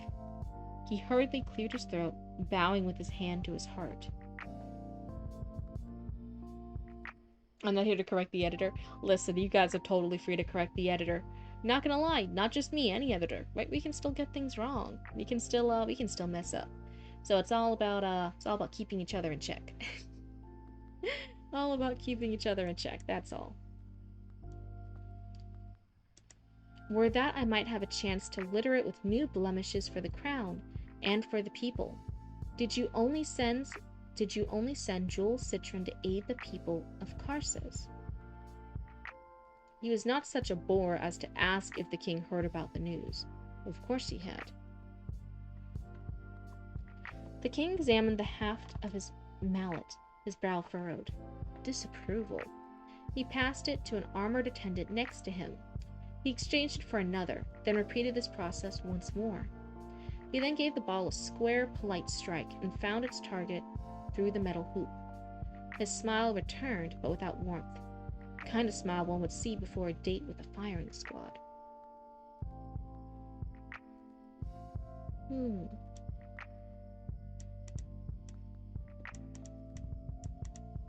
I'm just checking something real quick.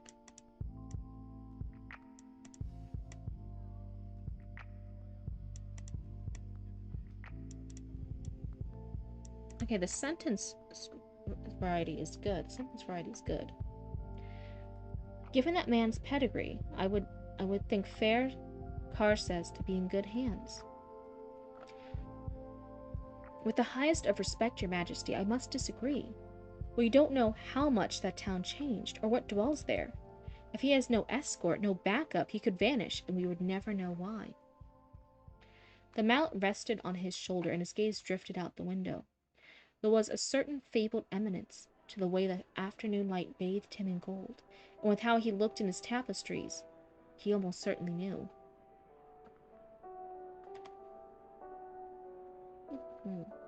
So for this, we have a couple different guys in the scene. So one of the things is when we're doing a lot of he, hims, his, sometimes we have to, like, as readers, very carefully keep track of which he are we talking about. Are we talking about our character? Or are we talking about, in this case, the king? So I would say for this one, just be in mind when you use too many he, hims, maybe give a little reference over which one we're talking about. In that particular one, it was kind of easy to tell because it's still someone with the mallet. We know the king has the mallet. He's doing the I'll back to that. Yeah, this one it's not too bad, but I'm just noticing it happening a little bit. Of like just keep an eye out for when you're using too many he hims. Clarify which he him it is. From the corner of Gerard's eye, a valet glided in to slide a folded cushion into the king's chair. A pointless flourish for a man that never sits mid-game. Another followed, dusting a faint layer of powder across the king's cheeks till the shine faded to porcelain. He didn't so much as blink at the attentions, though when he shifted to square his stance, Gerard saw the king favor his left foot for the briefest moment. Likely just the stance of a seasoned sportsman, measuring his balance before a shot. Gerard's anxiety twitched, taut in the silence. Was he impertinent? Disrespectful? Why let the minutes bleed away with the British waiting?